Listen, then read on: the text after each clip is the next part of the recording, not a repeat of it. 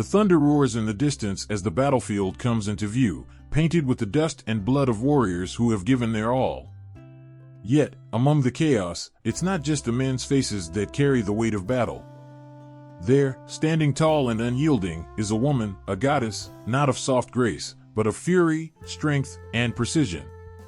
Her eyes flash with the fire of 1,000 suns, and her every movement commands respect, fear, and awe. She is the embodiment of a power far beyond the physical. She is a force of nature, a warrior who fights not only to protect but to conquer. She is a reminder that women were never just passive figures in the history of warfare. They have always had the power to change the course of it. Throughout the ages, goddesses of war have stood at the intersection of life and death, creating stories that have lasted through the centuries. They aren't simply mythological figures, they are powerful symbols, not just of power but of survival, strength, and even destruction. They serve as echoes of the voices of women whose lives have been shaped by the tragedies and triumphs of war. These women in the myths, in their divine roles, mirror the countless real women who were never given the title of warrior, but whose courage and bravery were undeniably legendary. In many cultures, the connection between women and war was not just about fighting on the front lines, it was about strategy, wisdom, and the ability to rule with both a sword and a mind as sharp as the blade itself. They were often seen as the ones who protected, who fought not out of mere impulse, but out of necessity. Goddesses like Athena, with her clear mind and strategic genius, proved that the most powerful warriors are those who know when to fight and when to hold back. The war goddesses were not always the ones wielding the sword, but they were always the ones leading the charge, pulling the strings, making the decisions that would turn the tides of battle. In ancient times, the role of women was usually confined to the home, where they were meant to nurture life. But war goddesses flipped that idea on its head. These deities were not seen as the gentle caregivers society often demanded women to be. Instead, they were warriors who commanded armies, led nations to victory, and even met death head-on in ways that no man could ever imagine. They were gods and queens, fierce leaders, and tacticians whose power shaped the fates of entire civilizations. Sekhmet, the lioness goddess of Egypt, was not simply a deity of war, she was an embodiment of the violence that sometimes lies at the heart of creation. The brutality of her battles against chaos mirrored the struggles of human life, where sometimes to protect and restore peace, one must destroy the evil in their path. But the true power of these goddesses wasn't in their violence alone. It was in their ability to balance that violence with wisdom, to combine the destructive force of battle with the care of the home. The myth of Durga, the Hindu goddess, shows a motherly force so powerful that she destroys demons threatening the earth. Yet, her power wasn't just brute strength. It was a force born from a righteous cause, a mother's fierce protection of her children, her people, and her world.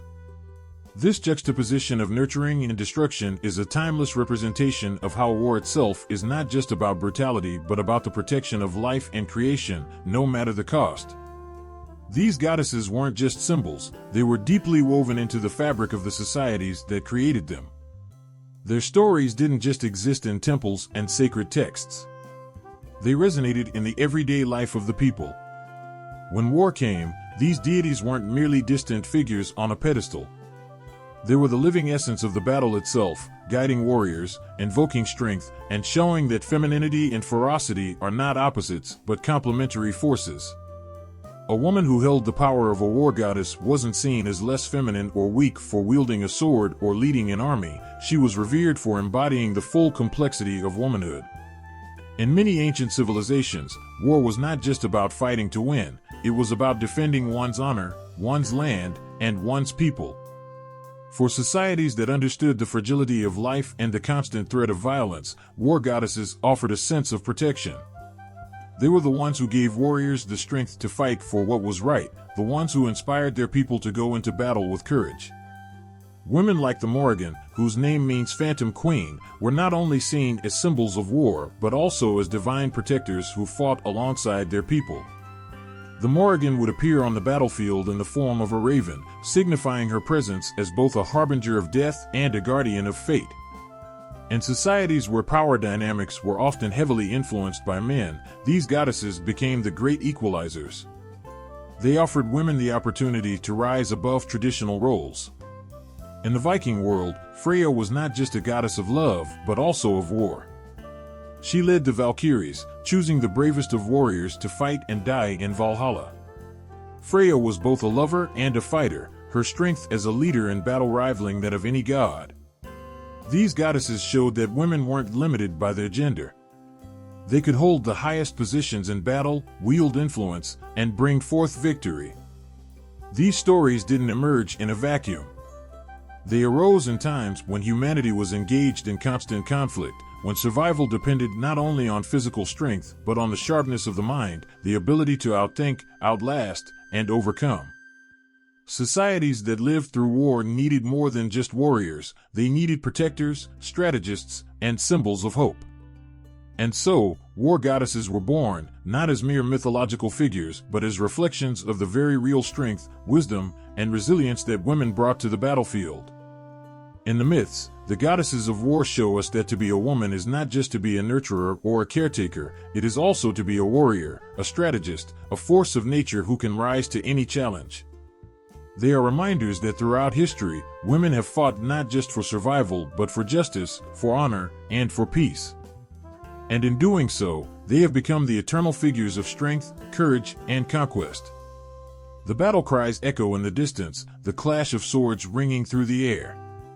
But amidst the chaos of war, there is a quiet presence that commands the battlefield. A woman, radiant in her wisdom, stands tall, unmoved by the noise around her. Athena, the goddess who combines the power of intellect with the force of war, surveys the scene. She is not just a fighter, she is the mind behind every strategy, the unseen hand guiding warriors toward victory.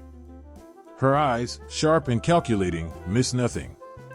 In her mind, every movement is a piece of a grand puzzle, every decision a step toward triumph. She is not just a goddess of battle, she is the embodiment of strategic brilliance. The people of Athens revered her not just for her wisdom, but for her unmatched ability to turn the tide of war. Athena was no ordinary goddess. While other deities might have inspired bravery or fury, Athena's power lay in her calm, her ability to think several steps ahead of her enemies. When the cities of ancient Greece were torn by conflict, it was Athena who showed the way, offering guidance not through blind rage, but through clarity of thought. She didn't need to strike with raw force, her intellect was the sharpest weapon of all. Her name alone, whispered in times of desperation and battle, brought hope. Athena was more than a warrior goddess. She was a protector, a shield that stood between the people and the horrors of war. In the minds of the Athenians, she was the reason for their victories, their protector, and the one they trusted most to guide them through dark times. The city of Athens, proud and determined, built temples in her honor, offering her not only their admiration but their very lives. Her wisdom was their strength. Without Athena's guidance, the city would have crumbled. She was not just a figure of war, but one of balance, showing the Greeks that to fight and to conquer, one needed more than a strong arm. One needed a strong mind. She was not a goddess of rage and vengeance like Ares, her counterpart in war. Athena was the goddess of strategy. When the warriors were exhausted, when the bloodied ground seemed to swallow hope itself, it was Athena who brought clarity. Her calm presence was a force in itself. She showed that a true warrior's strength was not only in their might, but in their ability to see the bigger picture, to plan, to outthink their opponent. In the Trojan War, it was Athena's intellect that shaped the course of history. The infamous Trojan horse, a weapon of pure strategy, was her idea. While the Trojans were celebrating, believing they had won, it was Athena who guided the Greeks to their final, decisive victory. In that moment, Athena's genius was made real. Her tactics turned a seemingly impossible situation into one of history's greatest triumphs. But Athena was not just a strategist in times of war. She was also the embodiment of wisdom in every form. She was a goddess of arts, of craft, of learning. She was the protector of cities, of knowledge, and of every child who needed guidance to survive in a world filled with both beauty and brutality. The owl, her sacred animal, perched on her shoulder or flying in the sky, is one of the most iconic symbols of Athena. The owl represents wisdom, a silent observer of the world, always alert and never missing a detail. In many depictions, Athena is shown with an owl, a reminder that true vision comes from seeing beyond the obvious. The owl's eyes are wide and sharp, just like Athena's. They pierce through the darkness, through the confusion, seeing what others cannot. The owl isn't just her companion, it is an extension of her mind, always watching, always calculating, just as she did in every battle she oversaw. Athena's armor, another symbol of her power, was not just a shield. It was a statement. The Aegis, the powerful shield she carried, was said to be covered in the skin of the Gorgon, Medusa, and it was a fearsome sight to behold. It struck terror into the hearts of enemies, but to the people of Athens, it was a symbol of protection. Her armor wasn't just for show. It was a reminder that the city was safe under her watch, that no enemy could strike when Athena was near. Her helmet, her spear, and her shield were not mere tools of war. They were symbols of her wisdom and her unwavering resolve to protect and to conquer. There were moments, too, when Athena's wisdom was tested, moments that revealed her true nature. In the myth of the Odyssey, when Odysseus faced countless challenges, it was Athena who guided him, who whispered in his ear and kept his mind sharp. She didn't just help him fight, she helped him think. In the end, it was her wisdom, her careful planning, that helped Odysseus return home after 10 long years of wandering. She understood the importance of patience, of waiting for the right moment to strike.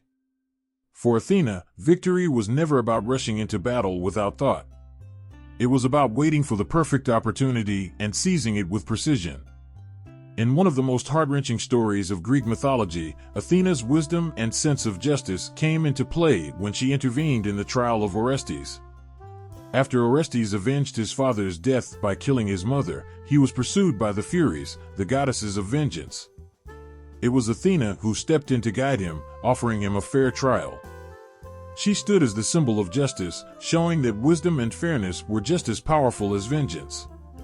She didn't take sides, she sought the truth, and in doing so, helped restore order to the world.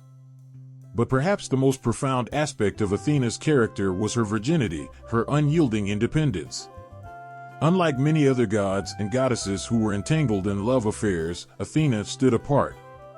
Her purity wasn't about chastity alone, it was about self-sufficiency. She didn't need anyone to define her power. She was complete in herself.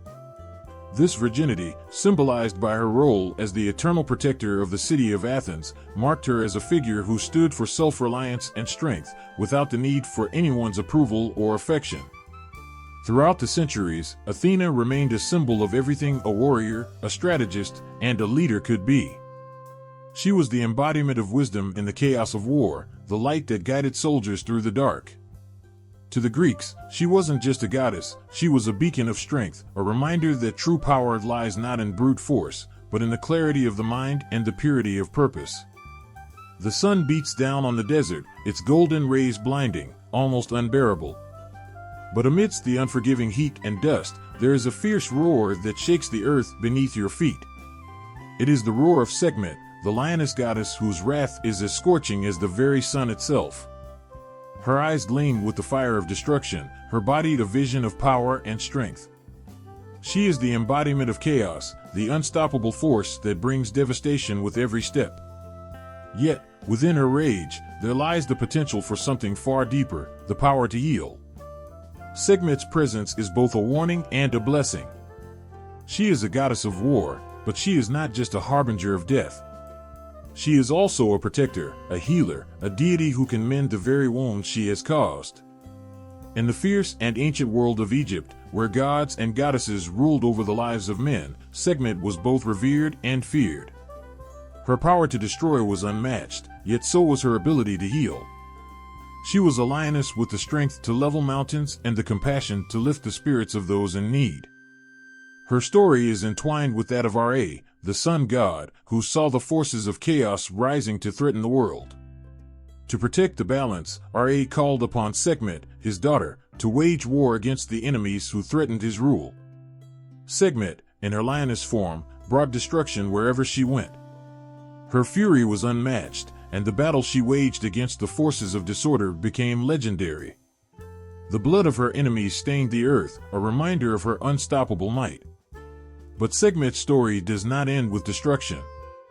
As she carried out Ra's orders, something changed. Her rage began to take on a life of its own, growing unchecked, feeding off the blood of those she slaughtered. Soon, the goddess found herself on a path of uncontrollable fury, one that even the gods feared. Ra, in his wisdom, realized that the very force he had called upon to restore order had become a force that threatened to consume all in its path. In a desperate bid to stop her, Ra tricked Sekhmet into drinking beer that had been dyed red to look like blood. The sight of it soothed her, and in that moment, the goddess's rage was calmed, and she returned to her more nurturing, healing side. Sekhmet's transformation from destructive fury to compassionate healer reflects the dual nature of her power. She is both the storm that tears apart everything in its way and the calm that follows after the tempest has passed. This duality is what makes Sekhmet so compelling. She was feared because her power was unpredictable, yet she was also revered because she could bring peace after chaos. Her ability to shift from one extreme to the other showed that she wasn't just a goddess of war, she was the balance between life and death, creation and destruction. The lioness, her sacred animal, symbolizes both her strength and her nurturing nature. In the animal kingdom, the lioness is a fierce protector of her pride, a creature who defends with unwavering loyalty and ferocity. Yet, she is also a mother, one who nurtures and cares for her young with tenderness. Sekhmet's lioness form embodies both of these qualities. She is a protector of her people, but she is also a force of nature that cannot be tamed. The lioness is a symbol of raw power, and in Sekhmet, that power is reflected in every action, every command, every roar. In ancient Egypt, kings would often call upon Sekhmet for protection before battle. Her presence was believed to guarantee victory, for she was the embodiment of divine wrath. She was a goddess who could strike down any enemy, no matter how powerful. But her protection wasn't just about physical power, it was also about her ability to guide kings toward victory by providing them with the strength and clarity of mind needed to overcome their enemies. To be chosen by Sekhmet was to be granted divine favor, to have the backing of a goddess whose might could not be questioned. But Sekhmet's influence wasn't just reserved for kings. She was also the goddess of healing, a deity who could mend the wounds inflicted in battle, both physical and spiritual. In times of sickness or injury, the people of Egypt would turn to her for help. Her power to heal was as revered as her power to destroy. It was said that Sekhmet could cure any illness, remove any curse, and restore life to those who had fallen ill. This healing aspect of Sekhmet is often overshadowed by her fierce reputation as a warrior, but it is just as central to her identity. She was not just a goddess of destruction, but a goddess of restoration, proving that true power lies in the ability to both destroy and heal. Sekhmet's power extended beyond battlefields and temples. She was believed to have a profound influence over the kingship itself. In a time when the survival of a kingdom depended on its ruler's strength and wisdom, Sekhmet was the ultimate guardian of the throne. The pharaohs would invoke her protection before embarking on any military campaign, and they believed that as long as Sekhmet stood by them, they would be victorious. Her presence assured them that they had the strength to conquer all their enemies. Yet, her favor wasn't given freely. To earn Sekhmet's protection was to prove oneself worthy, to show that one had the resolve and determination of a lioness. The goddess's association with the sun god Ra further emphasizes her role in maintaining balance. Ra, the god of the sun, was the source of all life, but his power needed to be tempered by Sekhmet's wrath. She was the embodiment of the sun's scorching heat, the part of Ra's power that could burn away the forces of chaos and restore order to the world. But she was also the cooling force that followed the sun's heat, the calm that allowed life to thrive once more. Sekhmet's relationship with Ra was one of symbiosis. She was both his agent of destruction and his protector, ensuring that his rule would remain uncontested. Sekhmet's legacy continues to echo through the sands of time. In a world where warriors are often remembered for their strength in battle, Sekhmet's power transcends the battlefield. She was a goddess who could bring devastation and yet heal those she had harmed. She was a protector of kings and a savior of souls. Her power was not one of simple violence, but one of divine authority, guiding the forces of nature to maintain balance in a world forever on the edge of chaos. And as her roar still echoes in the wind, it serves as a reminder that the power to both destroy and heal lies within us all, waiting to be awakened. The earth trembles beneath the weight of a terrible beast. The sky darkens, and the very air seems thick with the promise of chaos. The world, teetering on the edge of destruction, has no hope. And then, from the depths of this nightmare, a figure emerges, a woman whose very presence sends shockwaves through the universe. Durga, the warrior goddess, stands tall, her eyes aflame with purpose. Her armor gleams like the moonlight, and her weapons shine with divine power. She is the answer to the earth's call for help, the force that will restore balance and defeat the darkness. For countless ages, Durga has been the symbol of divine strength and courage. She is the embodiment of the warrior goddess in Hindu mythology, no mere goddess of beauty or love, but one who is forged in the fire of battle, tempered by wisdom, and guided by an unshakable sense of justice. She is a mother, a protector, and a fierce warrior, her power unmatched in the cosmic order. Her most legendary battle, the one that defines her as the goddess of victory, came when she faced the buffalo demon Mahishasura. A demon whose power had grown so vast that it threatened to consume the heavens, the earth, and the very fabric of existence. Mahishasura, with his strength and cunning, wreaked havoc on the gods, reducing them to mere shadows of their former selves. But the gods, unable to defeat him on their own, turned to Durga for help. In a moment that would echo through the ages, she emerged, the goddess of victory in all her glory. With a roar that shook the heavens, Durga mounted her lion, and the battlefield was set. Mahishasura, arrogant and confident in his invincibility, believed he could not be defeated. After all, he had been granted the boon of immortality. But Durga, undeterred by his might, stood firm.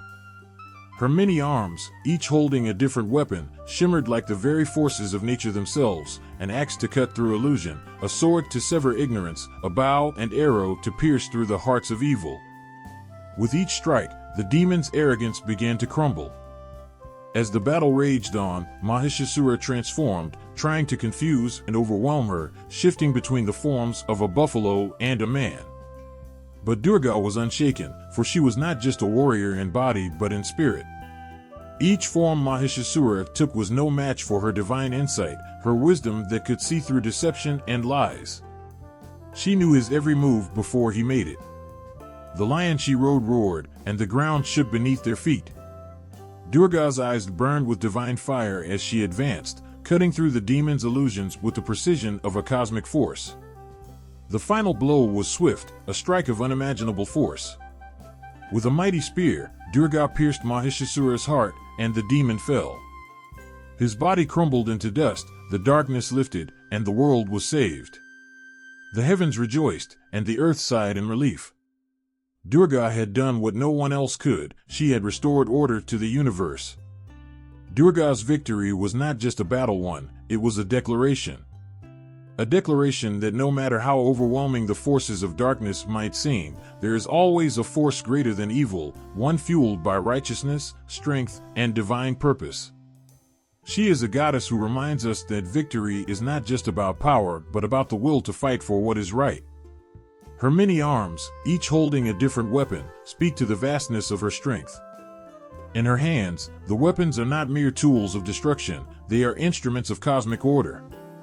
The sword she wields is not just a weapon of war, it is a symbol of clarity, cutting through confusion and ignorance. The bow and arrow represent the ability to strike at the heart of evil, to pierce through deception and bring truth to light. The trident she carries is a symbol of the threefold power of creation, preservation, and destruction, the very forces that sustain the universe.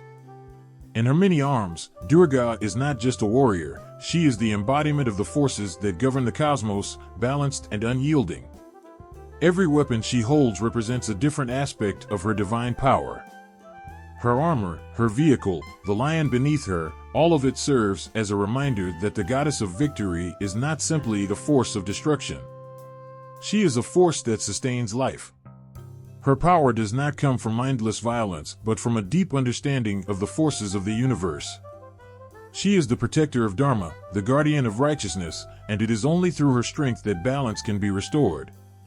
The lion she rides is not just her mount, it is a symbol of her nature. Fierce and fearless, the lion stands as a reminder that Durga is not only a warrior but a ruler. The lion is not afraid, nor is Durga. Together, they are an unstoppable force, a perfect union of power and purpose. The lion, with its noble presence, stands as her equal, her partner in the fight against darkness. And Durga, ever steadfast and strong, is the one who directs their shared power toward the greater good.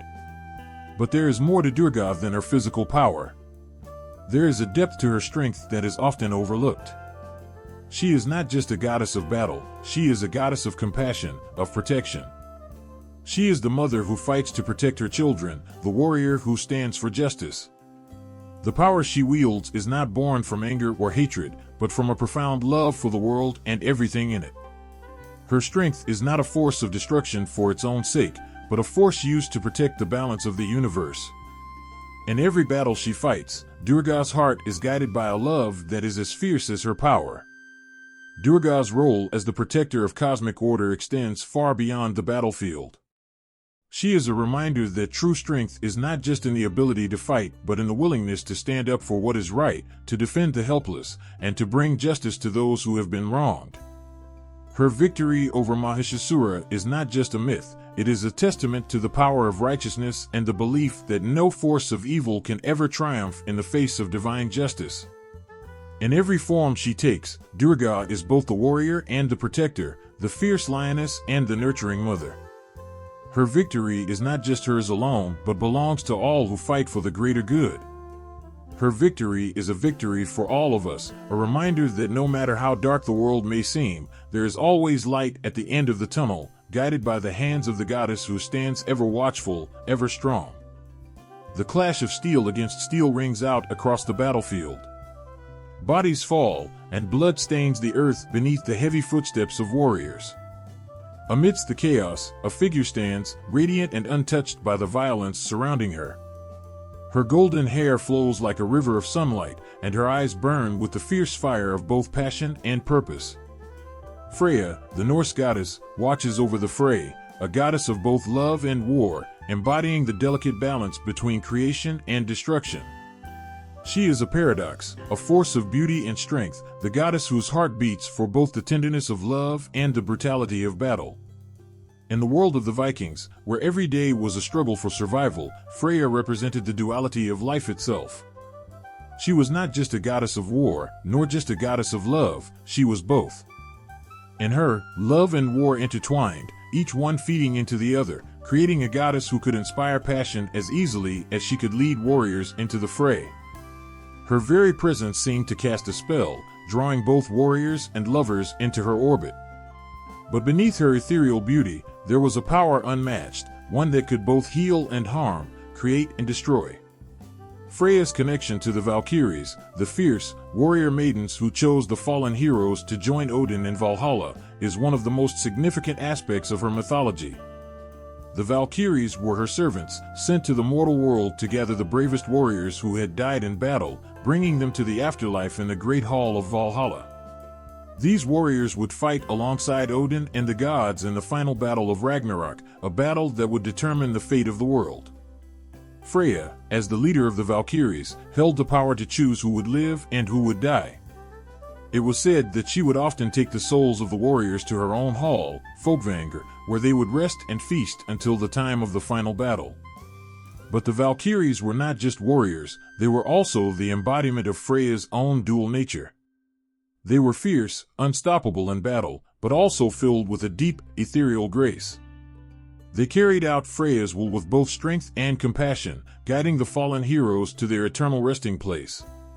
Freya's connection to them showed the complexity of her character. She was not a simple goddess of blood and violence. Her power was not one-dimensional. She could lead warriors into the heat of battle, but she could also offer peace and solace to those who had fallen. Freya's relationship with Odin, the chief of the gods, was just as complicated as her connection to the Valkyries. Odin, the god of wisdom and war, shared a deep bond with Freya, though it was not always one of harmony. Their connection was fraught with tension, as both were gods of battle. Though Odin sought to control the fate of the world, Freya sought to bring balance, to give warriors a place to rest and honor.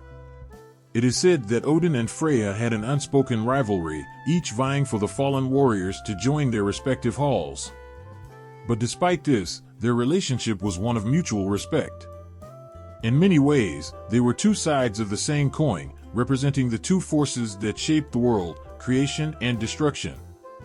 One of the most fascinating aspects of Freya's mythos is her magical necklace, the Brisingamen. It was said to be a symbol of both beauty and power, forged by the dwarves and given to Freya as a gift. The necklace itself was an object of immense magical power, capable of granting its wearer the ability to command the forces of nature. When Freya wore the Brisingamen, she became even more powerful, her beauty enhanced, her strength magnified. The necklace represented the combination of her divine femininity and her formidable strength, two qualities that made her a goddess feared and admired by gods and mortals alike. The story of how Freya came to possess the Brisingamen is one of both allure and cunning. It is said that the necklace was created by 4 dwarves, each one crafting a piece of the jewelry. Freya, captivated by its beauty, desired the necklace so much that she was willing to do anything to obtain it. In exchange for the necklace, Freya agreed to spend a night with each of the 4 dwarves, a bargain that would forever tie her to the power of the Brisingamen. This act, though seemingly a transaction based on desire, also highlighted Freya's autonomy. She was not a goddess who was controlled by others, she was one who made her own choices, who wielded her power freely, regardless of the consequences. The Brisingamen symbolized more than just material wealth, it represented Freya's power over love, desire, and magic. Her beauty was not just a physical attribute but a manifestation of her inner power. She was a goddess who could command the hearts of gods and mortals alike, yet her heart was not easily given.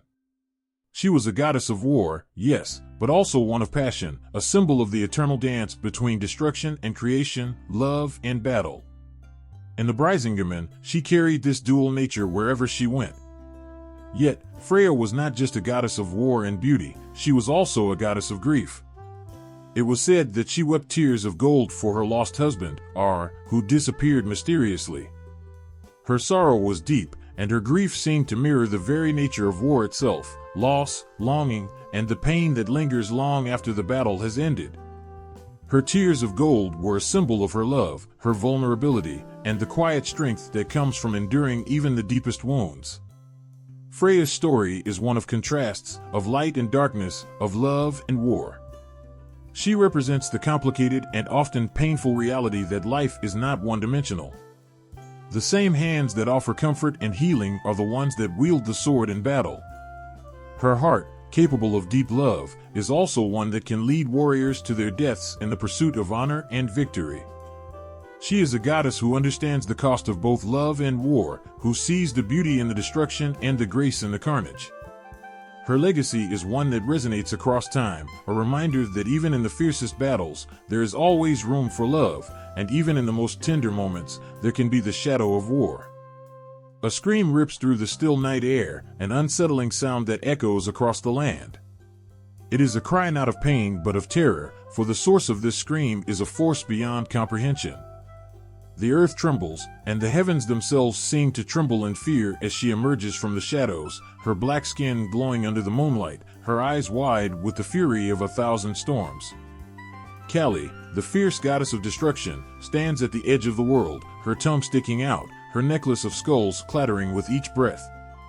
She is not here to comfort, not here to soothe. She is here to tear down the old world and create something new. Kali's very name strikes fear into the hearts of gods and demons alike. She is the embodiment of destruction, the force that destroys so that creation can begin again. Her reputation in Hindu mythology is one of unimaginable power. She is the goddess who comes when all hope seems lost, when the balance of the universe hangs by a thread, and she arrives not to heal, but to bring ruin. She is not a goddess of mercy or forgiveness, her job is far more important than that. She is the protector of divine order, and sometimes, that requires destruction. Kali's role in overcoming evil forces is not simply to defeat them in battle. No, Kali represents something far greater. She is the cosmic force that brings about change, transformation, and ultimately, balance in the universe. She is the destructive power of time itself, an unstoppable force that makes way for new life by tearing down the old. Every ending she brings is a prelude to a new beginning, an essential part of the endless cycle of life, death, and rebirth. When Kali dances her dance of destruction, she is not merely wiping out evil, she is cleansing the universe, making it pure and whole again. Her purpose is not to leave destruction in her wake, but to make way for something better, something that will serve the divine order. But Kali's power is not random, nor is it ever without purpose. She is a goddess of time, of cycles. Her destruction is not mindless, it is the force of nature that clears the ground for new growth, like a fire that burns the forest only so that new plants can sprout from the ashes. Without Kali, there would be no progress, no change, no future. The very fabric of existence depends on her fierce energy, the unrelenting power she wields to clear away what is no longer necessary, to leave only what can continue to thrive. When Kali manifests, she does not appear as a comforting, nurturing figure. She is a goddess who demands respect, whose very appearance sends a shiver down the spine. Her black skin is the color of the void, the endless expanse of space and time. It is a reminder that she exists beyond the boundaries of human understanding, that she is the force that exists before creation and after destruction. Her tongue, sticking out from her mouth, is a symbol of her ferocity. It is not a gesture of seduction, but one of savage, unstoppable energy, a visual representation of the insatiable hunger she holds for the destruction of all that is harmful to the universe. It is as though the very act of her sticking out her tongue is a warning, a sign that she is ready to consume everything in her path to ensure the survival of the cosmic order. Around her neck, Kali wears a necklace made of skulls. Each skull is a symbol of a life that has been lived, a soul that has passed. They represent all those who have met their end, all the creatures who have existed and now no longer serve their purpose in the universe. Yet, these skulls are not marks of evil, they are symbols of Kali's sacred role. She does not kill for cruelty, but to maintain the balance. The skulls she wears are trophies of the divine work she does, reminders of the fact that death is not the end, but part of the eternal cycle of existence. They are our constant companions, reminders that everything has its time, and when that time is up, Kali will be there to bring the end. But she will also be there when the time comes to begin anew. Despite her fearsome appearance and her role in destruction, Kali is not a goddess to be feared blindly. She is a goddess who exists in perfect harmony with the universe's need for transformation. She does not bring destruction for its own sake, she brings it to restore balance. When the world becomes corrupt, when the gods themselves falter and the forces of darkness begin to take control, Kali is the one who steps forward. Her rage is not pointless. It is a righteous wrath, one that is justified by the need to purify the world. She is not chaos for chaos's sake, but the divine will that ensures the world is always on the path of truth and justice. Kali's power, while terrifying, is also deeply comforting for those who understand her purpose. She is the guardian of the universe's natural order, the one who ensures that evil cannot survive forever, no matter how strong it may seem. Her power is the cleansing fire, the necessary force that erases the old and outdated. She is not a goddess of fear but of transformation. She is the energy that burns away the impurities of the soul, the force that allows new life to emerge from the ashes. Her presence in the myths of Hinduism is a reminder that destruction is often a precursor to something better. Without Kali, there would be no room for growth. Without her, the cycles of life would stall, and the universe would become stagnant, stuck in a never-ending loop of decay. Kali is not simply a destroyer. She is a creator in disguise, working behind the scenes to bring about change when it is needed most. And although her methods are fearsome, her intentions are pure. When Kali fights, she fights not for herself but for the universe itself. She steps into battle not because she is angry, but because she is the ultimate protector of the divine order. The darkness she eradicates is not a personal enemy but a force that threatens everything that is good, pure, and just. The fact that she takes such fierce, destructive action is proof of her love for the universe. She does what is necessary, even if it means appearing cruel or terrifying. For her, there is no greater duty than the survival of the cosmic law. In her most fearsome moments, when she stands victorious over the defeated forces of darkness, Kali offers no smug satisfaction. She is simply a force that has done her duty, a goddess who has cleansed the universe of what no longer serves it, allowing new life to begin. She is both the destruction and the creation, the end and the beginning, a reminder that nothing in this world lasts forever, not evil, not suffering, and certainly not the forces that seek to undo the divine balance. The wind howls through the darkened sky, carrying the chilling sound of distant cries. Amidst the tumult of the battlefield, a figure looms, her presence as inevitable as the approaching storm. Her eyes gleam with a cold, calculating fire, and in her wake, the ravens circle, symbols of death, of fate, of the inevitable. She is the Morrigan, the triple goddess who weaves the threads of war and destiny, a goddess whose influence extends over both life and death.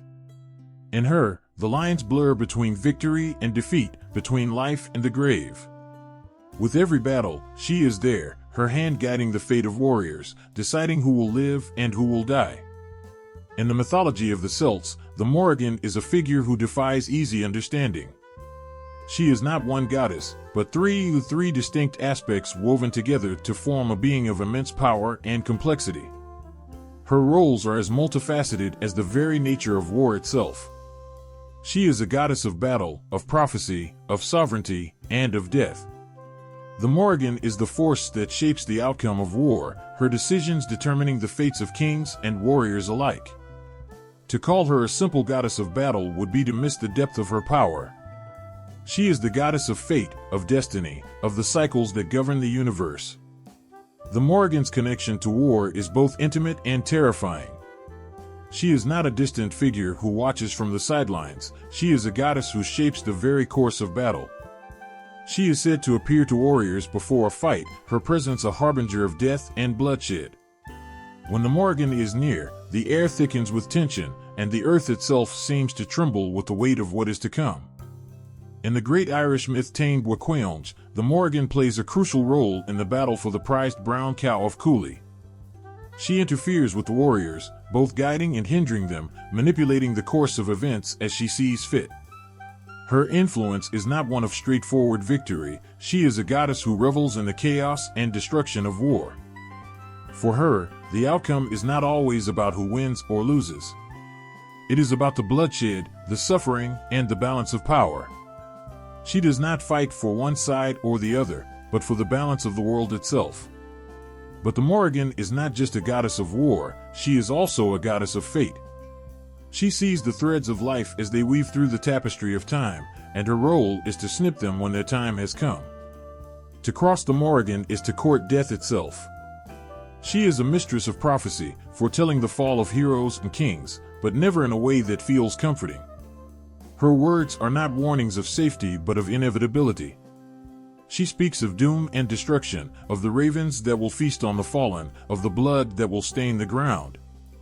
The Morrigan's prophecies are laced with sorrow, for they remind those who hear them that nothing lasts forever.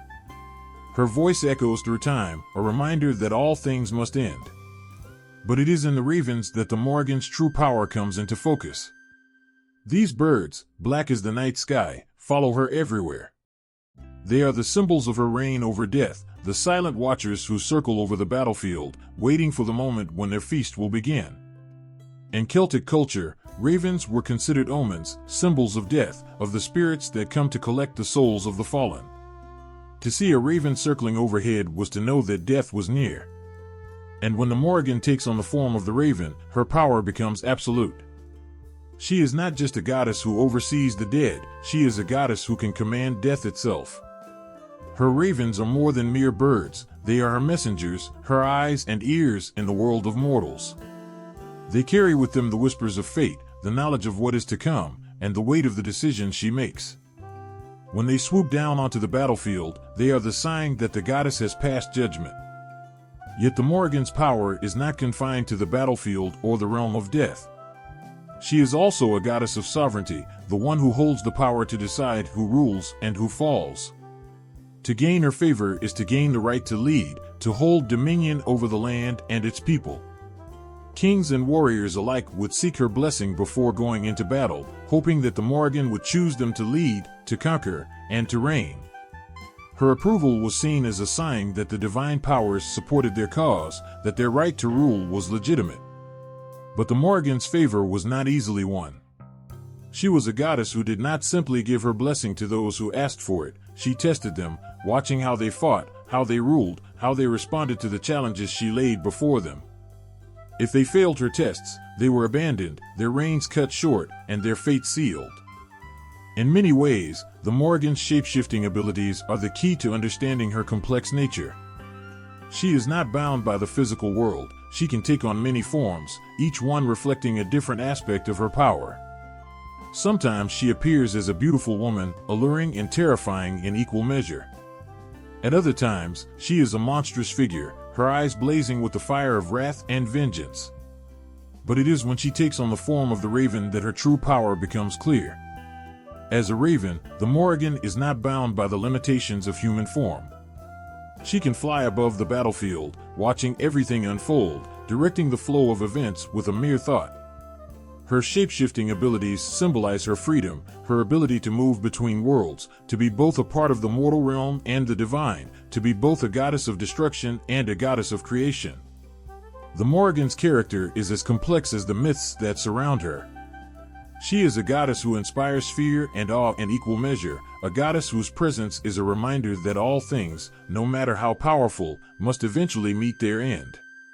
She is a goddess of war and fate, of death and prophecy, a being who moves through the world like a storm, leaving destruction in her wake, but also ensuring that the balance of the universe remains intact. She is the force that shapes the outcome of battles, the one who decides who lives and who dies, who reigns and who falls. And though she is feared by many, the Morrigan is also revered, for she is the keeper of fate, the one who ensures that the cycles of life and death continue. Without her, there would be no order, no justice, no balance. The Morrigan is the fierce protector of the divine, and in her presence, all things are made right, no matter how painful or devastating that may be. The moon hung heavy in the night sky, casting a pale, silvery light across the forest. A soft breeze rustled the leaves, the only sound in the stillness of the world. Suddenly, a figure emerged from the shadows, graceful, swift, her presence as natural as the night itself. She was Artemis, the goddess of the hunt, her bow poised, her arrow ready to strike.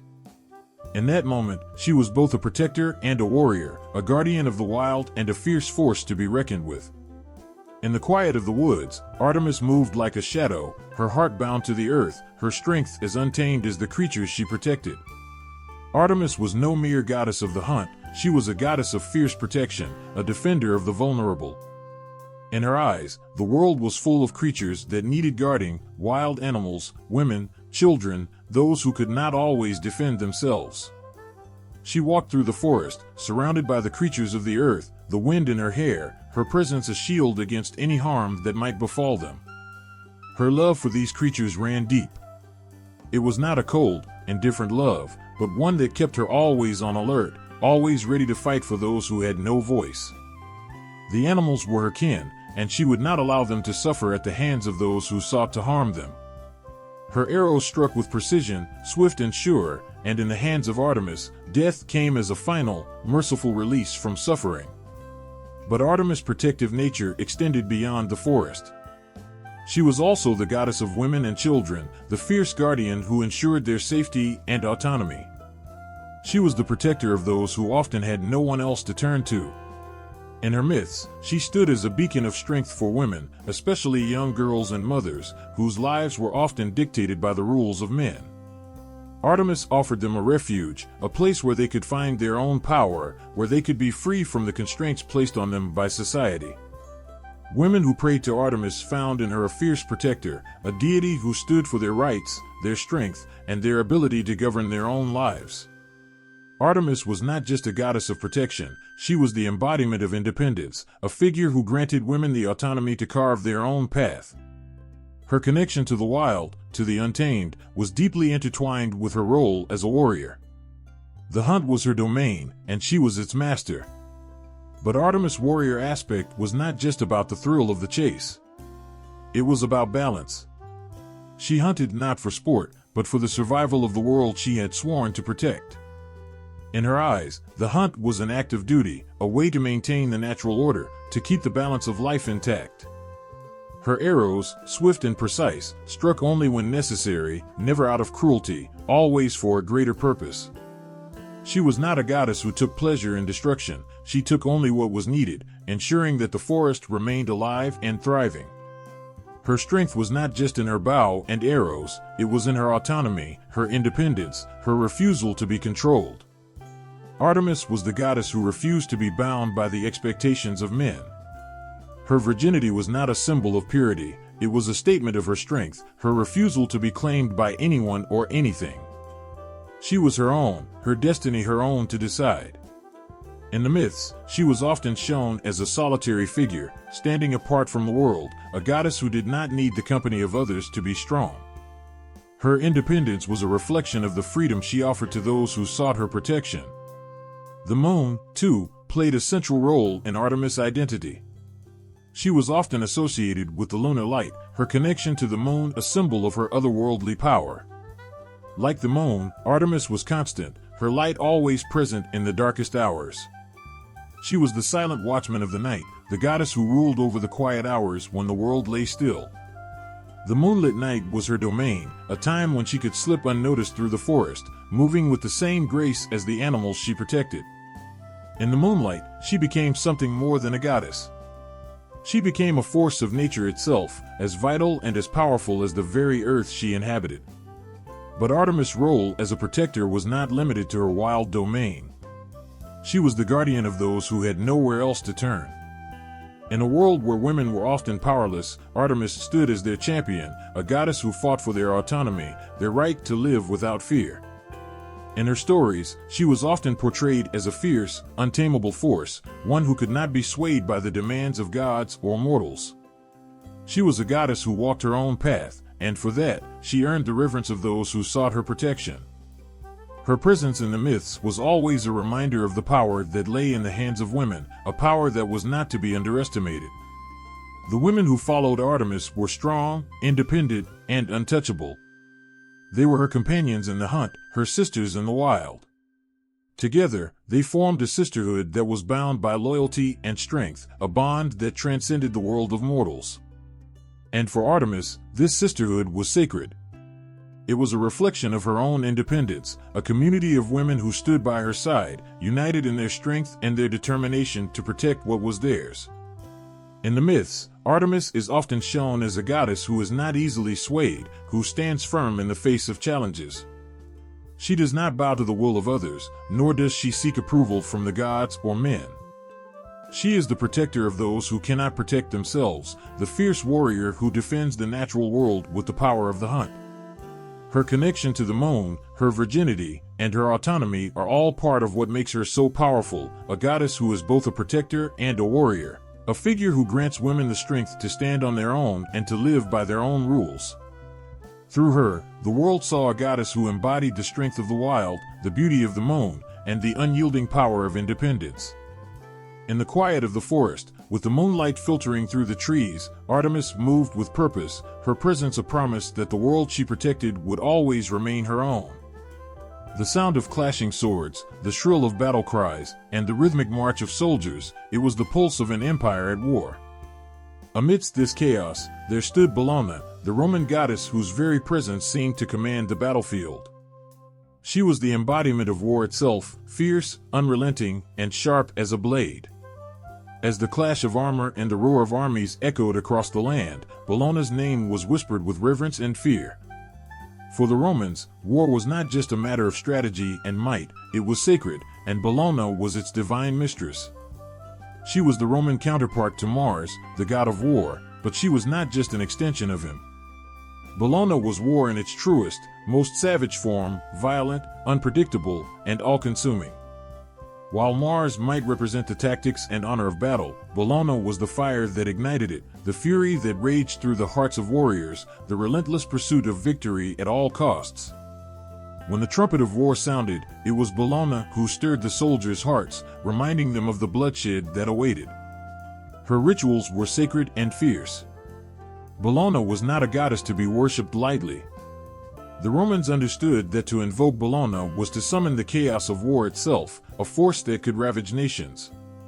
In her temples, the air was thick with the smell of incense and blood, and her priests would perform rituals that often included the sacrifice of animals, or even, at times, humans, an offering to the goddess of war.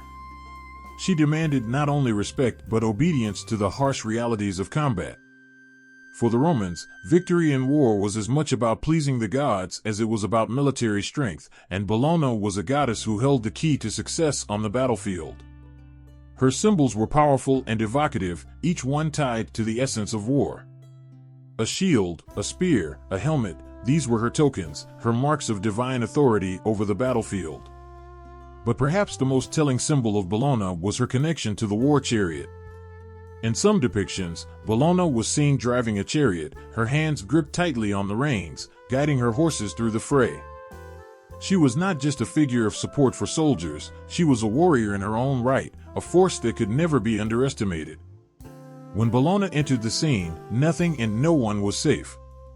For the Romans, Bellona was more than a goddess of conflict, she was a reminder of the relentless discipline that war demanded. Unlike Mars, who was often celebrated for his heroic qualities, Bellona was a deity who commanded absolute dedication to the cause. She had no time for weakness, no patience for failure. Her followers, those soldiers who marched into battle with her name on their lips, understood that her favor was not easily won. They had to prove themselves worthy, not just with skill, but with the very essence of their spirit. Bellona was the divine force that reminded them of the sacrifice, the death, and the destruction that came with war. But even in the midst of war, Bellona's influence was never purely destructive. She was the keeper of discipline, the goddess who ensured that the warriors fought not just for glory but for the greater good of Rome. Her relationship with other deities in the Roman pantheon was one of balance. She stood alongside Mars, the god of battle, and Minerva, the goddess of wisdom and strategy, reminding the Romans that while war might be a violent and unpredictable force, it could still be governed by law and order. Without Bellona, Mars would have been nothing more than a god of senseless rage, and without Minerva, war would have lacked the sharp intellect that made Roman military campaigns so effective. Bellona's presence ensured that the chaos of battle never fully overtook the minds of the soldiers. In the fury of the fight, there was still discipline, still a method to the madness.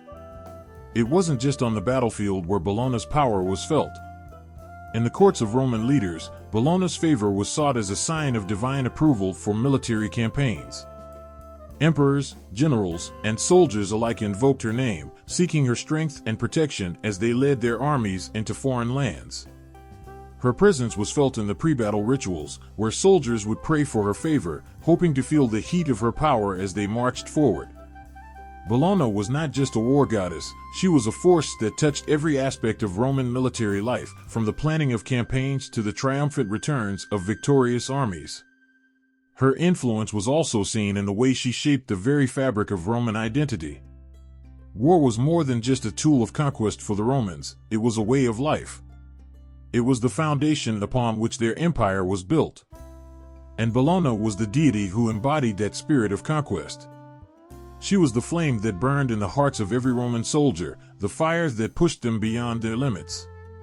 In her presence, they were not just fighting for personal glory or wealth, they were fighting for the greatness of Rome itself. As the battle cries faded and the dust of the battlefield settled, Bellona's legacy lived on. The Romans knew that her power was not just a fleeting force, tied to the moments of war and conflict. She was a goddess of eternity, of the unyielding spirit that drives nations forward, even in the face of destruction. Bellona reminded them that in the harshest moments of war, there was still a greater purpose, a higher calling. She was not merely a symbol of destruction, she was a symbol of Rome's unbreakable will to survive, to conquer, and to prevail. To stand in the presence of Bellona was to feel the weight of history, the weight of every battle fought in the name of empire. Her name echoed in the roar of the legions, in the clash of swords, in the cries of soldiers and generals alike. Bellona was the embodiment of war, a goddess who could never be tamed, a force that would forever shape the destiny of Rome. In the end, she was not just a goddess of war, she was the very heart of the Roman spirit. The moon hung low over the battlefield, its pale light casting long, eerie shadows across the blood-stained earth. Amidst the chaos of war, when steel met steel and the ground trembled with the weight of armies, there was a presence that lingered just out of sight, a force not of brute strength, but of cunning, shadows, and whispered incantations. It was Hecate, the goddess of magic, the weaver of dark spells, standing at the crossroads between life and death, between victory and defeat. Hecate was not a goddess whose power came from the battlefield's roar or the clash of swords. Her strength was in the unseen, her dominion lay in the shadows, in the very fabric of the world that most could not see. As the goddess of magic, witchcraft, and the dark arts, she was not concerned with the simple might of physical combat. Her domain was that which happened beyond the veil, in the spaces where the living and the dead mingled, where the boundaries between the known and the unknown blurred. In the heat of battle, soldiers might have prayed to gods of war or protection, but it was Hecate who was called upon in the stillness of the night, when warriors sought an advantage in the form of a spell, a curse, or a whisper to the spirits that lingered just beyond mortal sight. She was the one who could twist fate with a single incantation, bending the winds to shift the course of a battle, or sending the shadows to cloak a group of soldiers as they crept behind enemy lines. In the darkest hours, when hope seemed lost and the tide of war turned against them, it was Hecate who could tip the scales with her mysterious magic. Hecate's influence extended far beyond just the magic of spells. Her connection to the underworld made her the ultimate master of transitions, the goddess who ruled over the thresholds between life and death. The dead whispered to her, and she listened. In the war-torn world, where death was never far away, Hecate's presence was felt deeply. She was not a goddess who shied away from death, she was a keeper of it, a guide to the souls that passed between worlds. Her ability to manipulate these realms gave her an unmatched power. She could send the dead to haunt her enemies, or guide the spirits of fallen warriors to protect her chosen champions. She could create barriers where none existed, alter the course of a soldier's fate, and bring the dead back to deliver a final, crushing blow to those who stood in her way. But Hecate was no mere sorceress or conjurer of evil. Her magic was born of a deep understanding of the natural world and the forces that governed it. She was not a creature of mindless destruction, but of balance. In times of war, she brought her magic to the side that understood her power, that recognized the value of the unseen forces at play. To underestimate her was to invite disaster. To call upon her was to step into a world where the lines between good and evil blurred and the fates of entire armies rested on the edge of a dagger, the utterance of a word.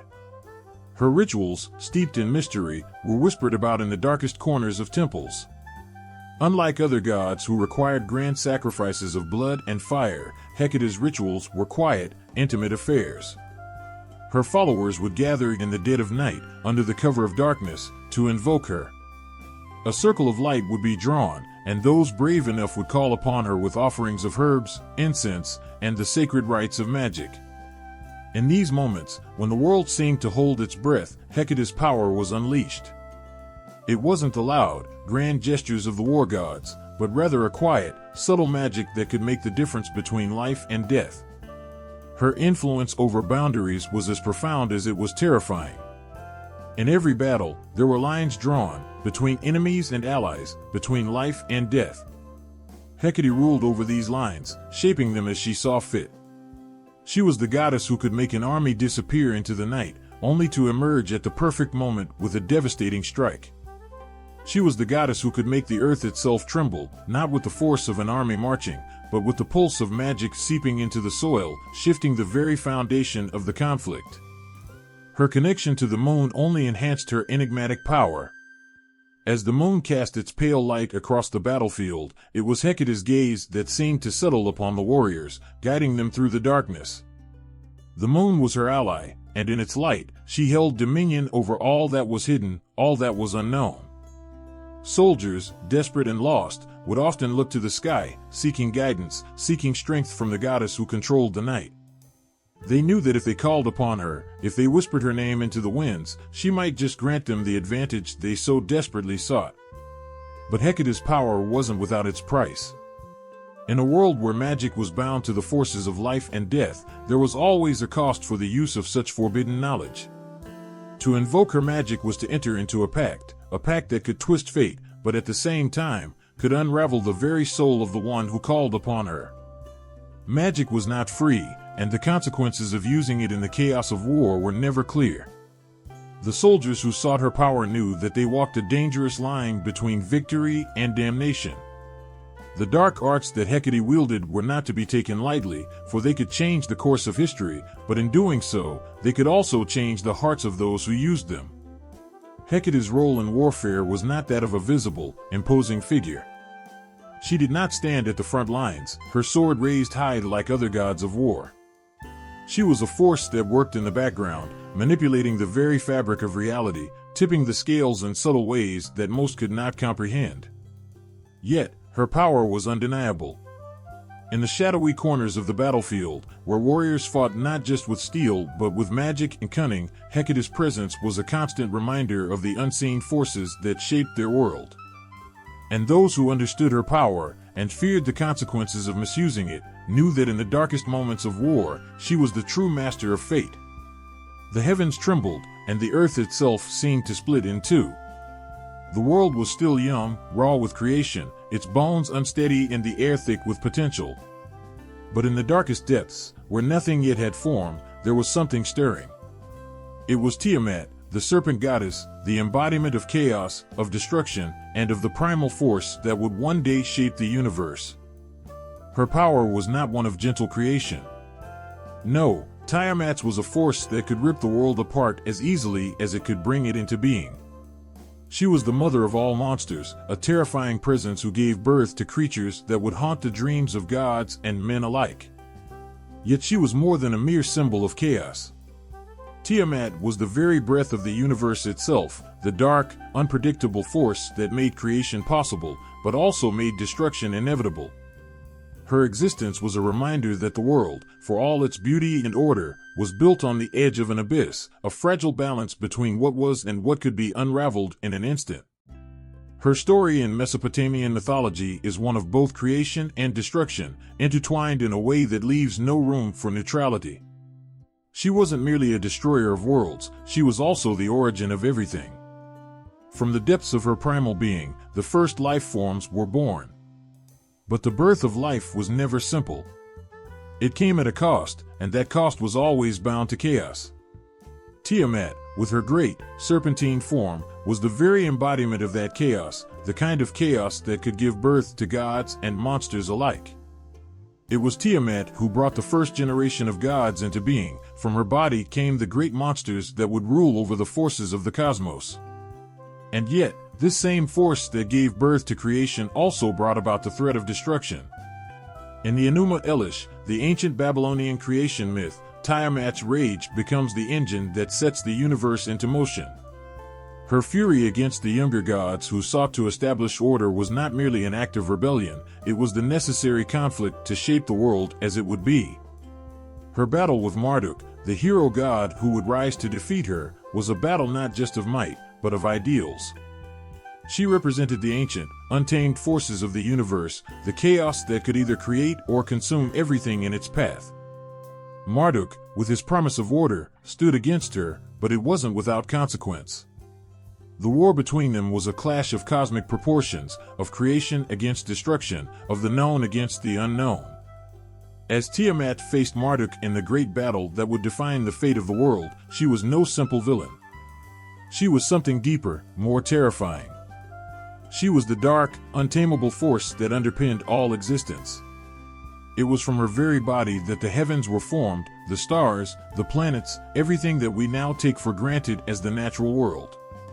When Marduk struck the fatal blow and split her body in two, it wasn't just the death of a goddess.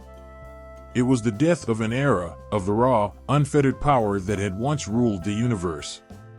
Yet even in her destruction, Tiamat was not erased. Her death, too, was part of the cosmic cycle, a necessary sacrifice that made way for the world as we know it.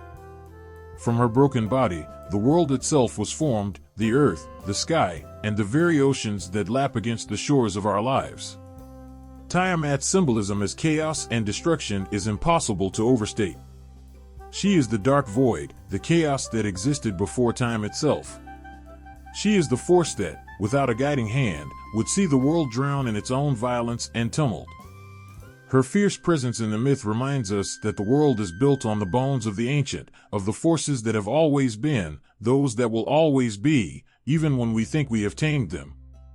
Her destruction at the hands of Marduk, while it heralded the beginning of order, was not the end of her influence. Tiamat is still with us, in every storm, in every wild, untamed moment of life. She is the force that reminds us that we are fragile, that the peace we seek is always under threat, and that the creation of life requires destruction, even if we don't want to admit it. In every battle, in every conflict, Tiamat's legacy lingers. Her primal essence, the wildness she represents, cannot be fully contained or understood. She is the great serpent, writhing in the depths of the cosmos, a symbol of the unstoppable forces of nature that push against the very order we try to create. She reminds us of the unpredictability of life itself, of the moments when everything seems to be falling apart, and yet something new and beautiful is being born from the wreckage. Even in her violent and destructive nature, Tiamat was the source of all life, the very beginning of everything. Her power, both creative and destructive, is the heartbeat of the universe. For every victory Marduk might have claimed, for every moment when order seemed to reign, Tiamat's shadow would always be there, reminding those who came after that the world would never be safe from chaos. It's a humbling thought, that chaos is as essential as order, that the universe itself is built on a knife edge, and that every act of creation is born from a dance with destruction. In Tiamat, there was no room for comfort, no certainty of victory. Only the knowing that, as long as the forces of the universe existed, chaos would always rise again, in one form or another, to reclaim what was once hers. Tiamat's story, from her creation of monsters to her epic battle with Marduk, is not one of simple good versus evil. It is a tale of the universe itself, of the forces that give life and the forces that take it away. In her fierce form, with her body twisting like a serpent, she represents that primal truth, that destruction is just another form of creation, and in the end, both are part of the same eternal cycle. The sky grew dark, and the earth trembled. For days, a chill hung over the land, and the people shivered under an unnatural shadow. The light had vanished, and all that remained was a cold, oppressive silence. Amaterasu, the sun goddess, the shining heart of the world, had withdrawn from them. She had retreated into her cave, leaving the world to languish in darkness. The sun, the very source of life, had turned its back. But what was it that could have driven the goddess to such despair? What force could pull the light from the heavens and plunge the earth into mourning? Her story is one of cosmic balance, of light and dark, order and chaos, and the fierce power required to restore what was lost. Amaterasu, radiant and powerful, was the center of the universe. She governed the sun, illuminating the world with her beauty and warmth, and her very presence made the realm flourish. Yet she was not simply a goddess of light, she was a goddess of war, protector of the realm. Her anger was swift and terrible, but so too was her love for the world she nourished. And when she withdrew into that cave, it was not just an act of personal grief, it was a cosmic rupture, an unraveling of the very fabric of existence. Her brother, the impetuous and chaotic Susanoo, had driven her to this act. His mischief and violence had pushed her to the brink. He had torn apart the heavens, defiled sacred places, and his temper had ignited a war within the celestial realm. Amaterasu, the embodiment of order and light, could no longer bear the turmoil. The darkness that enveloped the world was not only physical, it was felt in the hearts of the people, in the very air they breathed. Without her, everything was slipping into chaos. The sun was absent, the crops withered, and life itself seemed to hang by a fragile thread. But the darkness couldn't last forever. Her retreat into the cave set into motion a struggle, one that mirrored the battles fought in the heavens and on earth. The gods gathered, desperate to find a way to coax Amaterasu from her self-imposed exile. It was no small task. They had to confront not only the external darkness, but the deep sorrow and rage that had driven the sun goddess to hide herself away. The gods turned to strategy and cunning. They danced, they sang, they devised a plan that would force Amaterasu to look beyond herself and see the damage done by her retreat. As the gods set their plan into motion, a mirror was placed at the mouth of the cave, and a beautiful, alluring goddess was set to entice Amaterasu to emerge. The mirror reflected the beauty of the world, and with it, the light that still remained. But it wasn't just the physical light that Amaterasu sought, it was the light of hope, of restoration. The gods knew this. They knew that it would take more than magic to bring her back. It would take a reminder of what she had created, of the harmony she had once embodied. In the stillness of the moment, when the first rays of light finally broke through the darkness, the world exhaled. Amaterasu's emergence was not just a return of the sun, it was a reclaiming of balance. As she stepped out from the cave, the earth rejoiced. The plants began to grow again, the rivers flowed with renewed life, and the hearts of the people warmed in the presence of her light. She did not return to a perfect world, but one where the battle had been fought, and the cosmos had been set right again. In her presence, life was reborn, not simply because the sun rose once more, but because the light within her restored hope. The very fabric of the universe had been mended. Amaterasu's connection to war was not just one of destruction but of protection and restoration. She was the guardian of the cosmic order, the one who fought to bring balance back to a world in disarray. Her role in the heavens was not just to shine brightly but to maintain the harmony between the realms.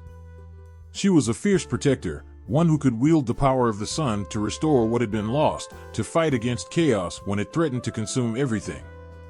Her story was not just one of triumph, it was a reminder that even in the darkest times, the light could be restored if the forces of good were strong enough to overcome the shadows. Her influence was not confined to the heavens. It stretched down to the earth, to the people of Japan, where she became the protector of the imperial family. Amaterasu's light was said to be the divine right of the rulers, and from her, the emperor drew legitimacy. The sun goddess was the protector of the realm, the one who ensured that the land would flourish as long as the imperial line remained true to her guidance. The emperors, in turn, were seen as her earthly representatives, the ones who carried the divine light into the mortal world. The bloodline of the emperor was thought to be descended directly from Amaterasu herself, making them sacred, their authority a reflection of her power. But her light was not just for the rulers. It was for all who dwelt in the land of the rising sun. Amaterasu's protection extended to all who honored her, to all who sought balance in their lives. Her warriors were not just those who held swords, but those who fought for peace, for harmony, for a world where light could overcome the darkness. She reminded the people of the importance of balance, not just in the heavens, but in their own hearts. Without this balance, the world could fall into chaos once more. The sun would once again retreat into the darkness, and all would be lost. Her retreat into the cave and her eventual return were a reflection of the eternal struggle between light and dark, order and chaos. It was a struggle that would never truly end, but one that Amaterasu, with all her power and grace, would continue to fight. Her role as the protector of the realm was never a simple one. She was the embodiment of the cycles of life, the rise and fall of the sun, the ebb and flow of the tides, the balance between war and peace. Her battles were not fought with mere weapons, but with the force of light itself. And in the end, it was her light that would always guide the way. The ground shakes. The air smells of sulfur and smoke. The earth itself seems to be alive, groaning and cracking as if it can no longer contain the fury building deep within. Then, with an earth-shattering roar, the mountain erupts. Lava spills like molten fury, flowing down the sides, consuming everything in its path. It's a force of nature, untamed, unstoppable.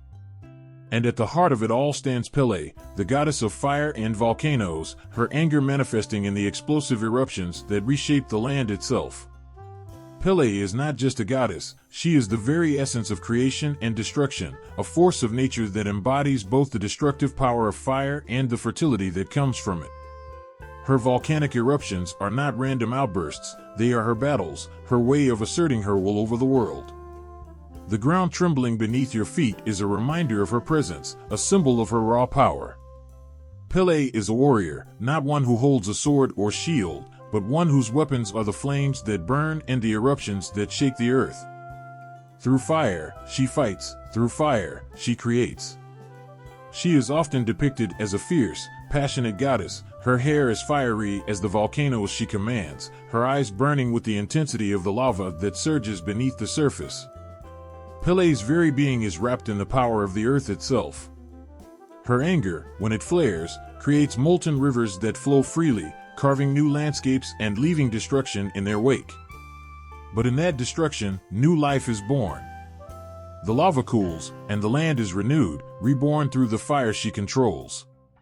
Her battles are legendary, often fought with other deities, rivals who challenge her fiery reign. One of the most famous of these stories involves her rivalry with her sister, Hayaka. The two goddesses clashed over a man named Lohio, a love affair that sent Pele into a jealous rage.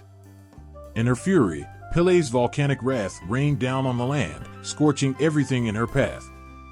Hayaka, the goddess of hula and healing, was tasked with bringing Lohio back, leading to a fierce struggle between the sisters, one that saw Pele burning the land in her quest to reclaim what she believed was rightfully hers.